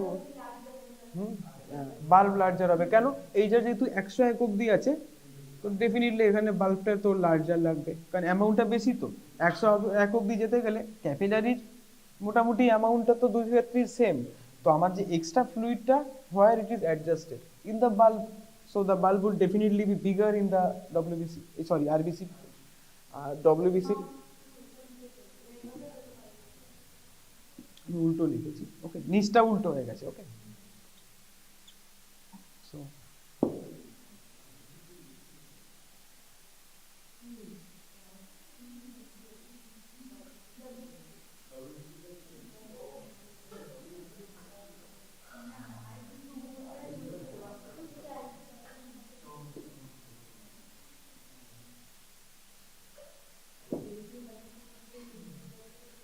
Jensen violet, gentian, GENTION violet, gentian violet, H2O mention করতে কেউ ভুলবে না।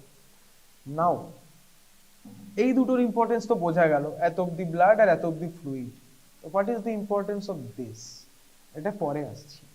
প্রথমে তো আমি এবার টেনে নিলাম, যথারীতি এটা উপরে উঠে যেতে পারে, এই হয়ে যেতে পারে, তো তোমাকে ওটা অ্যাডজাস্ট করে 101 অব্দি নিতে হবে। সো এবার 101 এর মধ্যে আমার, এবার তুমি নিয়ে তুমি ওখানে চার্জ করেছো, চার্জ করে এবার তুমি কাউন্ট করবে। এবার সিন্স ওখানে সবাই দেখে নিয়েছো, সো নাও আমি কাউন্ট করলাম। ধরো আমার কাউন্টিং চেম্বার লাইক দিস,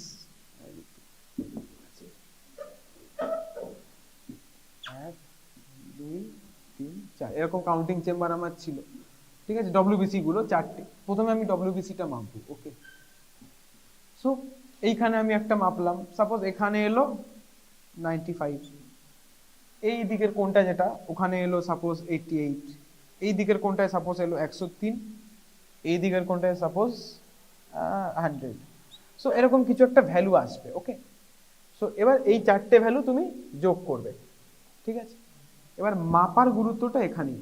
এবার তুমি এই যে চার্জ করছো, চার্জ করার সময় আগে তোমাকে দেখে নিতে হবে যে তুমি যে ফ্লুইডটা চার্জ করছো সেটাতে সেল আছে কিনা।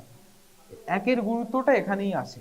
প্রথমে আমি ব্লাডটা এখান থেকে নিলাম, যেই আমি ফ্লুইডটা নিচ্ছি ব্লাডটা তো ঢুকে যাচ্ছে পেছনে, রাইট। সো নলের মুখটায় কি থাকছে, ফ্লুইড থাকছে। তো তো মিক্স তোমাকে 3-4 মিনিট এবার এরকম ভাবে হাতের মধ্যে, কোথাও লেখা আছে 3 to 4, কোথাও লেখা আছে 4 to 5, average 4 minutes is enough to mix this fluids blood well, ঠিক আছে। তো এবার আমি নিলাম, মিক্স করলো, ঠিক আছে, মিক্স হলো, বাট স্টিল আমাদের হতেই পারে যে শুরুর দিকটায় যেহেতু ব্লাডটা ঢুকে গেছিল ভেতরে, so maybe there are less মানে সেল, সো এটাকে সেল ফ্রি এরিয়া বলে। This is not exactly cell free, this is scarce cell area, অনেক কম সেল এখানটা থাকে বলে ধরা হয়। So we have to discard some amount of fluid, okay, to be safe. Definitely sure করার জন্য যে আমার যে সেলগুলো দিচ্ছি, মানে যে ফ্লুইডটা দিচ্ছি তাদের সেল পুরোটাই আছে, মানে ইউনিফর্মলি আছে, স্কার্স নয়, ঠিক আছে। তাই জন্য আমি 1 ml বার করে দেবো। একের গুরুত্বটা এখানে। প্রথমে আমি নিলাম, মিক্স করবো 101 অব্দি রেখে, just before charging it in the Neubauer chamber আমি ফু দিয়ে এখান থেকে 1 ml বার করে দেবো, এখান থেকেও 1 ml বার করে দেবো, to ensure that what ever fluid এতটা এরিয়ার মধ্যে ডেফিনেটলি সেল আছে, রাইট। এটার মধ্যে একটু ডাউটফুল যে কম থাকতে পারে, এই থাকতে পারে, ওকে। সো আমি রিস্ক না নিয়ে এই 1 ml বার করে দেবো। This is the importance of this 1, right. আর এটা আমাদের এই 1টা আমাদের এবার মাপতেও সাহায্য করবে। 1 আছে বলেই 101 11 এইভাবে নেওয়া আছে যাতে আমার গুনতে সুবিধা হয়, রাইট। 1 এটা মাইনাস হয়ে যাবে, সেটা আমি পরে আসছি। তো এইখানে হচ্ছে এই গল্প এভাবে হয়। তুমি এবার এটা নিয়ে নিলে, চার্জ করলে। এবার চার্জ করার সময় what is the procedure of charging, কি হয়, প্রথমেই আমি বলেছি যে দুটো এরিয়া থাকে। এবার আমি সাইড থেকে যদি দেখি জিনিসটা এরকম, এবার আমি এইখান থেকে দেখছি নিউবায়ার চেম্বারটা, ঠিক আছে। দিস ইজ সেই ল্যাটারাল প্লেট যেখানে মাপবো আমি, এটা হচ্ছে ল্যাটারাল প্লেট, এটা হচ্ছে সেন্ট্রাল প্ল্যাটফর্ম, এটা হচ্ছে এইচ এর ওইটা, এইচটা যেটা ছিল না, এইচ এর যে এই সাইডটা, এটা হচ্ছে এইটা, এই দুটো এইচ আমি সাইড থেকে দেখছি। এইখানটা জিজ্ঞেস করে খুব ইম্পর্টেন্ট একটা question, what is the height. এইটার আরো তোমার ভলিউমটা মাপতে এটা কাজে লাগবে, যে কতটা ভলিউম আমার ব্লাড ছিল। এই হাইটটা কত হয়, একদম সামান্য 0.1 millimeter, okay. This gives you the depth. যদি আমি ডেপথ না দিতাম, এটা যদি পুরোটা সেম অ্যামাউন্টে হতো, সেম এতে হতো, তাহলে কভার স্লিপটা দিলে এই আমি ফোকাস করতে পারতাম না। ফোকাস করার জন্য I need some cells in this platform, right. So যদি আমি ওখানটা ছোট না রাখি, একটু নিচে না রাখি, আমার ব্লাডটা ঢুকার জায়গা পাবে না। সো আমি ফোকাস কি করবো, প্রথম কথা এটা। আর এটা একটা, সো এই ভলিউমটা তোমাকে দেখতে হবে। তো এখানটা একটু ডিপ্রেসড ওই কারণে থাকে, ওকে, এই যখন ডিপ্রেস থাকে। এবার তুমি কভার স্লিপটা দিলে, কভার স্লিপটা তো এইভাবে কভার করে দিচ্ছে, ঠিক আছে। এবার এই কভার স্লিপের উপরে তুমি তখন মাইক্রোস্কোপ আনছো, দিয়ে দেখছো, রাইট। সো কি দেখবো আমি, সেই ফ্লুইডটা কোথায় থাকবে, the fluid will be here, okay. ওই জন্যে যখনই তুমি এইখানে যেই ফ্লুইডের মুখটা এখানে আনবে ডিফিউশনের মাধ্যমে, একদম অটোমেটিক্যালি দেখবে ব্লাডটা সুন্দর করে ওরকম কভার স্লিপের তলা দিয়ে চলে গেছে, because of this gap, right. So এবার এইটাই হচ্ছে এইচ। তুমি এবার নিউবায়ার চেম্বারটা এইখান থেকে দেখছো, তো এইচটা এরকম, ওকে। এই যে আমরা নিউমাস চেম্বারের এইটা দেখেছিলাম, দিস আমরা এই সাইড থেকে দেখছি এবার, ঠিক আছে। সো এইটা হচ্ছে উঁচু এরিয়া দুটো, ওকে। এই এরিয়াটা উঁচু, এই এরিয়াটা হচ্ছে স্লাইটলি নিচু, আর এই এরিয়াটা আবার উঁচু, ঠিক আছে। আর এইখানে হচ্ছে আমি কভার স্লিপটা দেবো, মানে এইখানটা অ্যাকচুয়ালি এই পুরো এরিয়াটাই আমি কভার স্লিপটা দেবো। এটা আমি সাইড থেকে দেখছি, কভার স্লিপটা এইভাবে দিয়েছি, ধরে না এইভাবে রাখা আছে। সো এবার বোঝা গেল জিনিসটা কি, এই যে ডেপথটা এটা হচ্ছে এইটা। তো আমি মাপলাম, এইবার আমার কাউন্টিং এ যেতে হবে। আমি যা আমার প্রসিডিওর করলাম, কত এক্স এ দেখা হয় ইউনিফর্ম 40x, ডব্লিউবিসি 40x। এইটা যদি কারোর অসুবিধা হয় আরেকবার বলো, আমি আরেকবার দেখাচ্ছি। কেউ বুঝতে পারলো ডিপ্রেশনটা অ্যাকচুয়ালি কোথায় থাকে? কারোর অসুবিধা আছে? বুঝতে পেরেছি, ঠিক আছে। সো এবার 40, এবার আমার দেখতে হবে, আমি বিড ওটা চিনে ঢুকালাম, ঠিক আছে, ওটা চিনে নিলাম, ওখান থেকে ব্লাডটা নিলাম, ব্লাড দিয়ে মিক্স করলাম 3-4 মিনিট ধরে, কোনটায় কোন ফ্লুইড দিতে হবে আমি দেখে নিলাম, মিক্স করে আমি তারপরে এখানে আমি দিলাম, এখানে জিনিসটা চলে এলো, 40x এর মাইক্রোস্কোপে ফোকাস করলাম, আরবিসি ডব্লিউবিসি চেম্বার চিনলাম। এবার আমি কাউন্ট করব একটার পর একটা। সো কাউন্টে আমি কিভাবে করব, this is the most interesting part. যারা একটু অঙ্ক ভালোবাসে বা তাদের খুব ভালো লাগবে, এটা একদমই সহজ। না বুঝতে পারলে খুবই কঠিন, আর বুঝতে পারলে খুবই সহজ, এমনিই করে দেবে। এইখানেই ওই 1 mm এর গুরুত্বটা আছে, রাইট? এটা ভালো করে রাখতে হবে, ভালো করে রাখলে হবে না।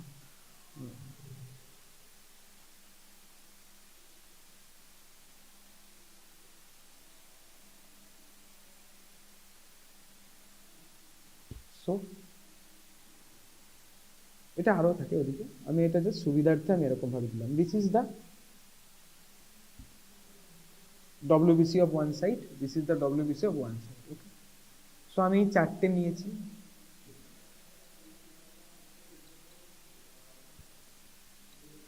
এখানে আরো অনেক চেম্বার থাকে, ডোন্ট থিঙ্ক যে এইটুকুই, আমি জাস্ট সুবিধার্থে জাস্ট দেখালাম, ওকে। এটা হচ্ছে আমার সেই এইচ এরিয়াটা,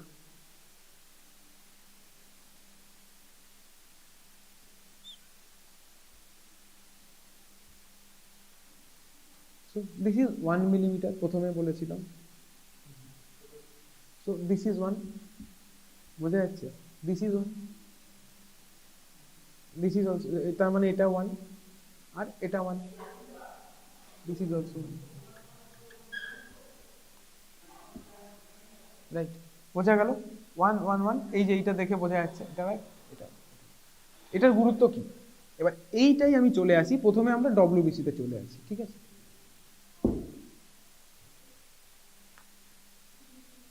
সো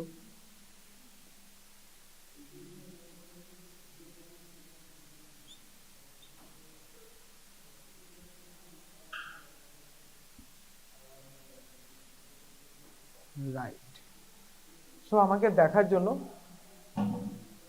সাপোজ আমি 4খানা খোপ মিলিয়ে total n number of cell আমি পেয়েছি, খুব ভালো কথা, পেলাম। এটা হচ্ছে 1 মিলিমিটার, রাইট? একটু অসুবিধা সঙ্গে সঙ্গে জিজ্ঞেস করবে, এটাকে এবার আমি বড় করে এঁকেছি, এখানে কটা খুব ছিল? 16টা, 4x4, তাই না? এটাকেই আমি এখানে এঁকেছি, রাইট? এটাকেই আমি এখানে ফোকাস করেছি, দিস ইজ দিস। সো একটার ভলিউম কত হবে, একটা লেন্থ কত হবে?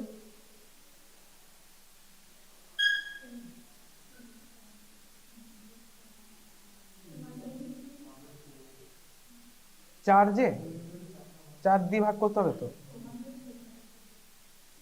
সো দিস, সো এটা যদি এটাও তো বর্গক্ষেত্র ছিল, মানে স্কয়ার ছিল, so this is also 1, right? 1 1 1, this is 1/4, right? So এবার তাহলে ভলিউম কত হবে, এখানেই হচ্ছে এইটার ইম্পর্টেন্স। কতটা ডেপথ ছিল, 0.1, সো দিস এরিয়া অলসো 0.1, আমার তো ফ্লুইডটা তো তাহলে ডেপথ তো ওইটাই, তো ভলিউম আমার কত হচ্ছে 1/4, so volume of one total is 1/4 into 1/4, into 1/10, হ্যাঁ, বা 0.1, ঠিক আছে, ওকে। সো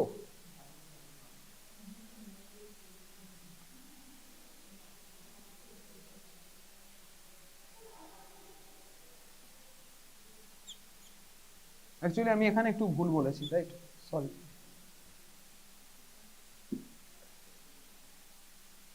এই যে ছোট্ট কোডটা,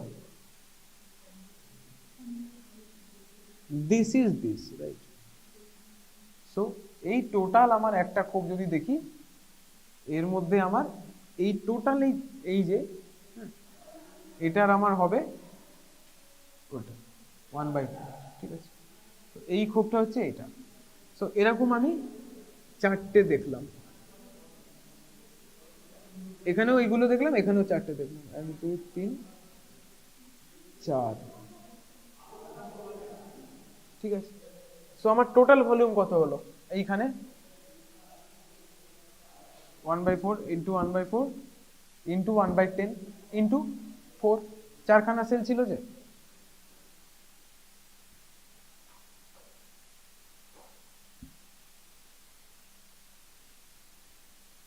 তো টোটাল এই ভলিউমে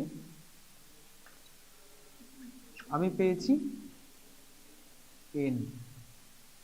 সো এবার ঐকিক নিয়ম আমাকে করতে হবে বেসিক্যালি।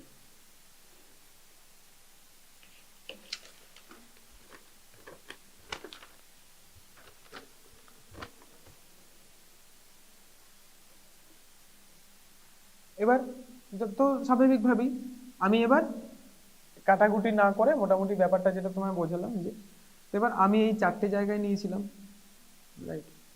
সো ডব্লিউবিসিটা কাউন্টিং অ্যাপারেন্টলি মানে বেশি ইজি। তো কিভাবে করবে বলো? 1/4টা আমি একটা সেলের ভলিউম বললাম, কিন্তু আমি তো টোটাল মেপেছিলাম পুরো এরিয়াটায়, তাই না? So don't be confuse by this. তুমি যখন এবার অ্যাকচুয়ালি টোটালটা মাপছো, সো তোমার কিন্তু পুরোটাই 1 নিয়েই কাজ করতে হবে। তাহলে টোটাল আমার এই ভলিউমটা কত হচ্ছে, কত এরিয়ার মধ্যে আমি n নাম্বার সেল পেয়েছি। সো একটা সেল 1/4, ওটা গুণ করলে তোমার 4 4 কেটে যাবে। So this is 1। So 1 into 1 into 1/10 into 4, এর মধ্যে পেয়েছি আমি n। ওকে, এটার আমার অ্যামাউন্ট কি হবে? Cubic millimetre, right. 1 millimetre into 1 millimetre into 1 millimetre. So total এত ভলিউমের মধ্যে আমার n খানা সেল ছিল। সো এবার আমার বার করতে হবে কি 1 কিউবিক মিলিমিটারে কতগুলো সেল ছিল, ঠিক আছে, কতগুলো সেল ছিল। এটাই হচ্ছে আমার total WBC count per cubic millimetre. তো সিম্পল ঐকিক নিয়ম করে দাও, এতটাতে n ছিল, তাহলে n বাই পুরোটা উল্টে যাবে। So n/4 into 1/10 into 1/10 into 10, ওকে, মানে স্বাভাবিক যেটা হবে। এবার এটাতে আমার এবার একটু ডাইলিউশন ফ্যাক্টর বলে গল্প আসছে, এটাতেই আমার বেরোবে না। ডাইলিউশন ফ্যাক্টর কেন? মনে করো আমাদের এখানে যখন পিপেট ছিল ওটাতে 101 ছিল, তো ডব্লিউবিসির ক্ষেত্রে আমাদের কত ছিল? 11 ছিল, তাই না? কত ছিল ডব্লিউবিসির ক্ষেত্রে? ফার্স্ট কত ছিল?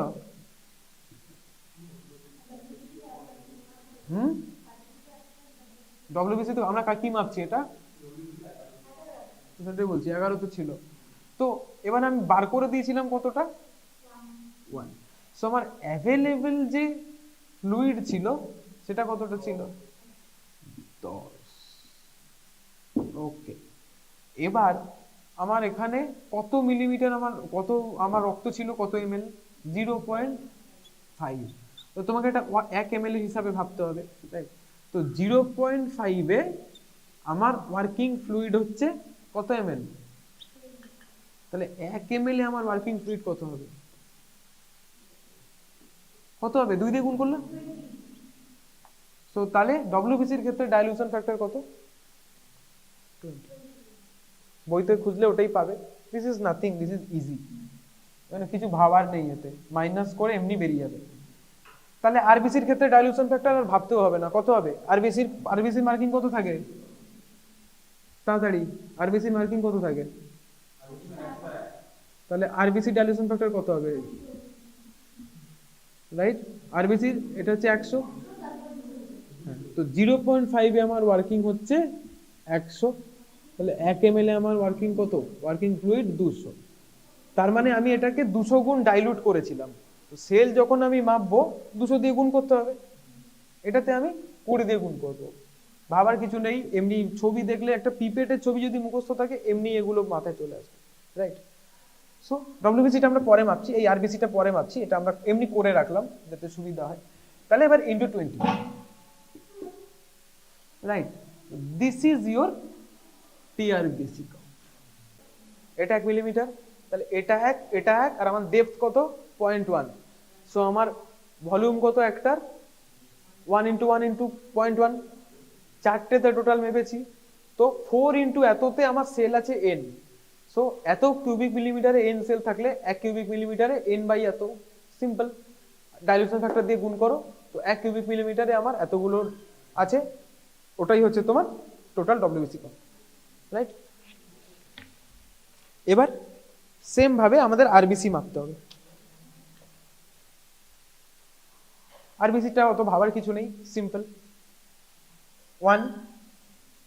1 এর মধ্যে আমার কতগুলো খোপ ছিল,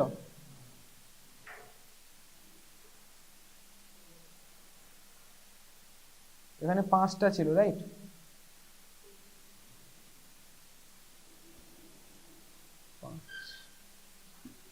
সো এখানে কত হবে একটা সেলের, আমরা এই কোণের 5টা মাপছি, 1 2 3 4 5, দিস ইজ 1/5। তাহলে আমাদের এই 5টা সেল, এক একটা সেলের কত হচ্ছে, দিস ইজ 1 মিলিমিটার। সো আমার একটা সেলের লেন্থ কত,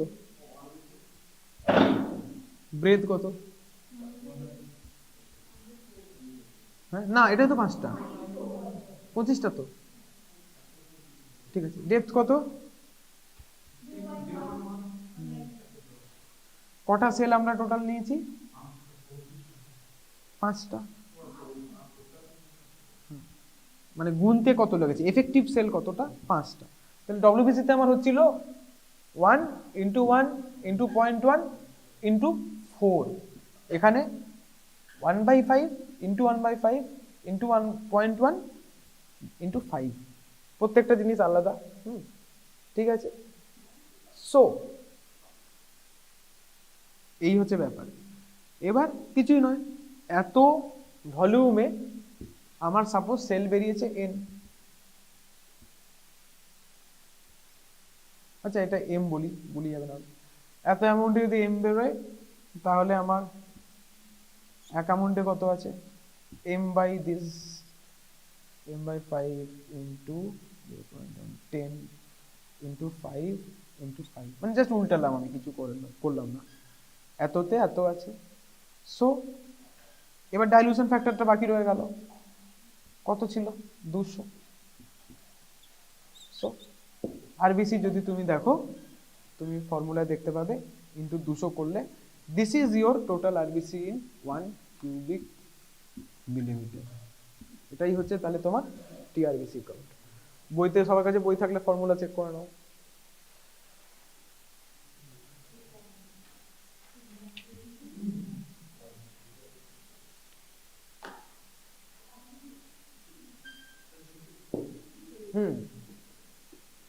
ছুটি হয়ে যাবে, কিন্তু ওই আর কি, এই জিনিসটাই পরের দিন আবার পড়ানো হবে। কিন্তু পরের দিন যেটা হাতে নাতে করানো হবে সেটা হচ্ছে, এটা যেমন আমি বোর্ডে বললাম স্টুডেন্ট কম বলে, পরের দিন আমাদের মাইক্রোস্কোপ থাকবে এখানেও, হ্যাঁ আজকেও হবে মাইক্রোস্কোপ, ওখানে রেডি আছে। সো পরের দিন মানে আজকেও এটা দেখানো হবে, এমনি আজকে কাউন্টিংটা হবে না, আজকে শুধু চেম্বারটা দেখানো হবে, ঠিক আছে, যে কোনটা আরবিসি চেম্বার কোনটা ডব্লিউবিসি চেম্বার সেইটুকু চেনার জন্য, ওই ট্রিপল দাগ যেটা বলছিলাম ওটা দেখে।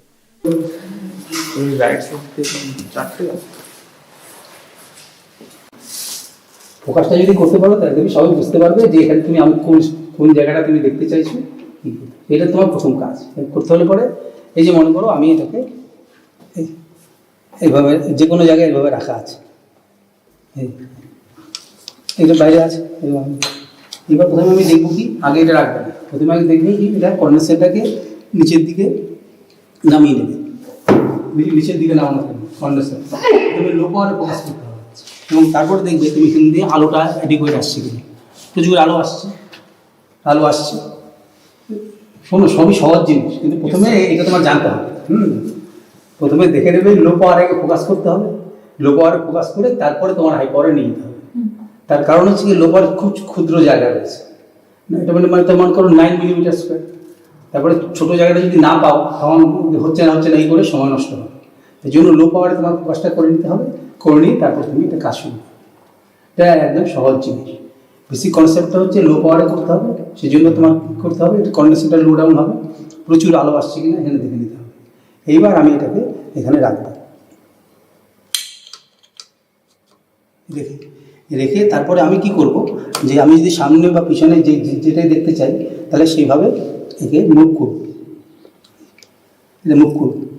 আমার উদ্দেশ্যটা হচ্ছে এখানে যে নুবায়ার চেম্বার যেটা রয়েছে, গ্রিড যেটা রয়েছে, গ্রিডটা যেন অ্যাপারচারের সেন্টারে থাকে। গ্রিডটা অ্যাপারচারের সেন্টারে থাকে, অ্যাপারচার মানে বুঝতে পারছো ছিদ্রটা তার কেন্দ্রে থাকবে। সেই কেন্দ্র বরাবর এখন আমার উদ্দেশ্যটা হচ্ছে অবজেক্টিভটা ওই বরাবর থাকবে, তারপরে তার অপটিক্যাল অ্যাক্সিস বরাবর আলোটা আমার আসবে। কাজে ওখানে যাই থাক না কেন তোমার সেটা গোচরে আসবে। আমার এইভাবে আমি চেষ্টা করেছি এটাকে সেটার অ্যাপারচারে রাখতে। এবার আমি এটাকে নামাবো, এইগুলো অবজেক্টিভটা মনে করো আমি এটা 5-এ নিলাম, 5x, তা এটাকে আমি নিচের দিকে নামানোর সময় আমি দেখব যখন কাছাকাছি যাবে তখন আমি দেখব যে এটা গ্রিড বরাবর, গ্রিডের সেন্টার বরাবর আসছে না, মানে অপটিক্যাল সেন্টার বরাবর বা ওই অ্যাপারচারের সেন্টার বরাবর আসছে না। যদি আর না আসে তারপরে আমি এটাকে ঘুরিয়ে আমি এটা হাই এস্টিমেশনে কাছাকাছি রাখার চেষ্টা করব। যখন আমরা আরও কাছাকাছি নিয়ে গিয়ে দেখবো এটা পড়েছি কিনা। এবার আমার মনে হয় যে ওই জায়গাটা পেতেও পারে। তাহলে এবার আমি এটাকে উপরের দিকে তুলব।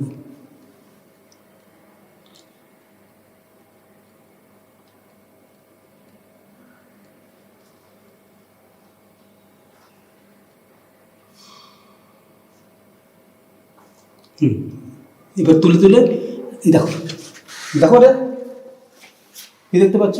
একটা কর্নারে দেখতে পাচ্ছ, ছোট জায়গা, পুরোটাই তোমার সেন্টারে আসবে, একটা কর্নারে কোনো লেজের জায়গা পেয়েছো, তারপর সেটা থেকে তুমি এটাতে আসবে। এটাকে ট্রেস করে এবার আমি আরবিসি গ্রিডে নিয়ে আসছি, ডাব্লিউবিসি গ্রিডে সব দিকে দেখিয়ে দেবো। তো তারপর থেকে তুমি সেখান থেকে লো আর মানে *10 বা *45 বা ওয়ালিমার্শন যখন দরকার থাকবে তখন অন্য সাইডে সেটা তুমি দেখতে আনতে পারো। এটা হচ্ছে তোমার বেসিক তোমার কনসেপ্ট। এটা চলে এলো, এটা যদি আসতে পারে পরীক্ষা হওয়ার সময় হচ্ছে না, ফোকাস হচ্ছে না, হচ্ছে না, এই সমস্ত উত্তেজনা হয়। উত্তেজনার কিছু একটা স্লাইড আছে, একটা স্লাইডই তো একটা কিছুই না, স্লাইডের উপরে ঘর কাটা আছে। তার সেইটার উদ্দেশ্যটা হচ্ছে তোমার সার্ভিসের জন্য লাইটটা যেন যায়, তার সেন্টারে সেটা রয়েছে। কাজে সেন্টারটা থাকবে, গ্রিডের সেন্টারটা থাকবে, সেই অ্যাপারচারের সেন্টারের ভিতর দিয়ে লাইটটা যাচ্ছে। এইটা এই অবজেক্টিভের যেটা অপটিক্যাল অ্যাক্সিস বরাবর থাকবে। এইভাবে তোমার চলে এসছে। এবার আমি এটাকে সরিয়ে তোমার আরবিসি গ্রিডটা নিয়ে আসছি।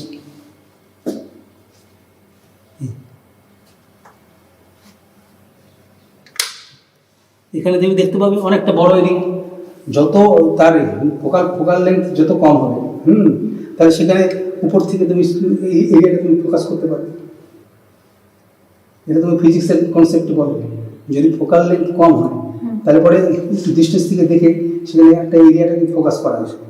বড় এরিয়া তুমি ব্রড এরিয়া দেখতে পাচ্ছ, তাহলে এখানে তুমি 4 ডাব্লিউবিসি গ্রিডও দেখতে পাচ্ছ, আর সেন্টারে আরবিসি গ্রিডও দেখতে পাচ্ছ।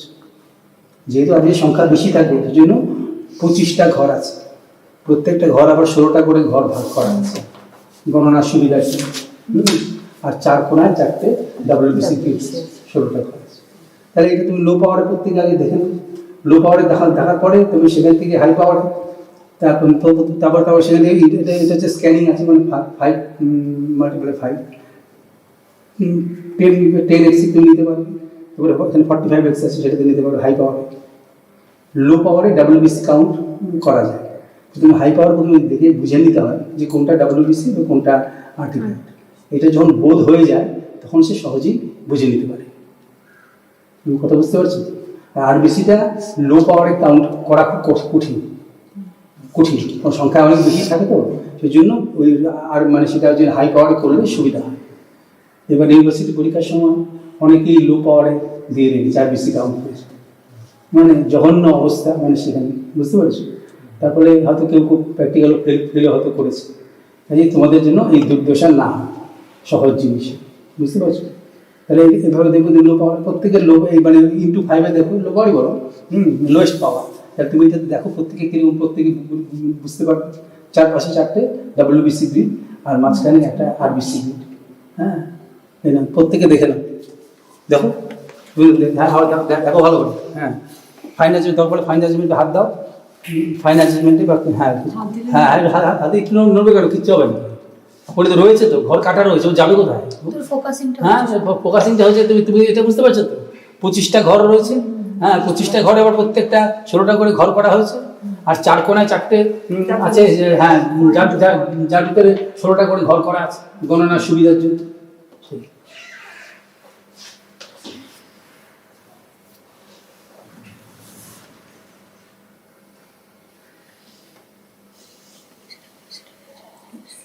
ওই চারদিকে তো WBC গুলো, হ্যাঁ, আর এখানে আর সেন্টারে রয়েছে।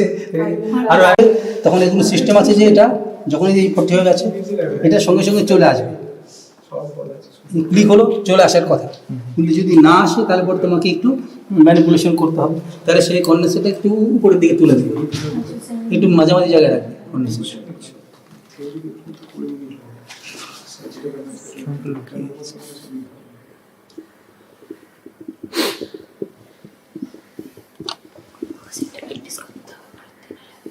এই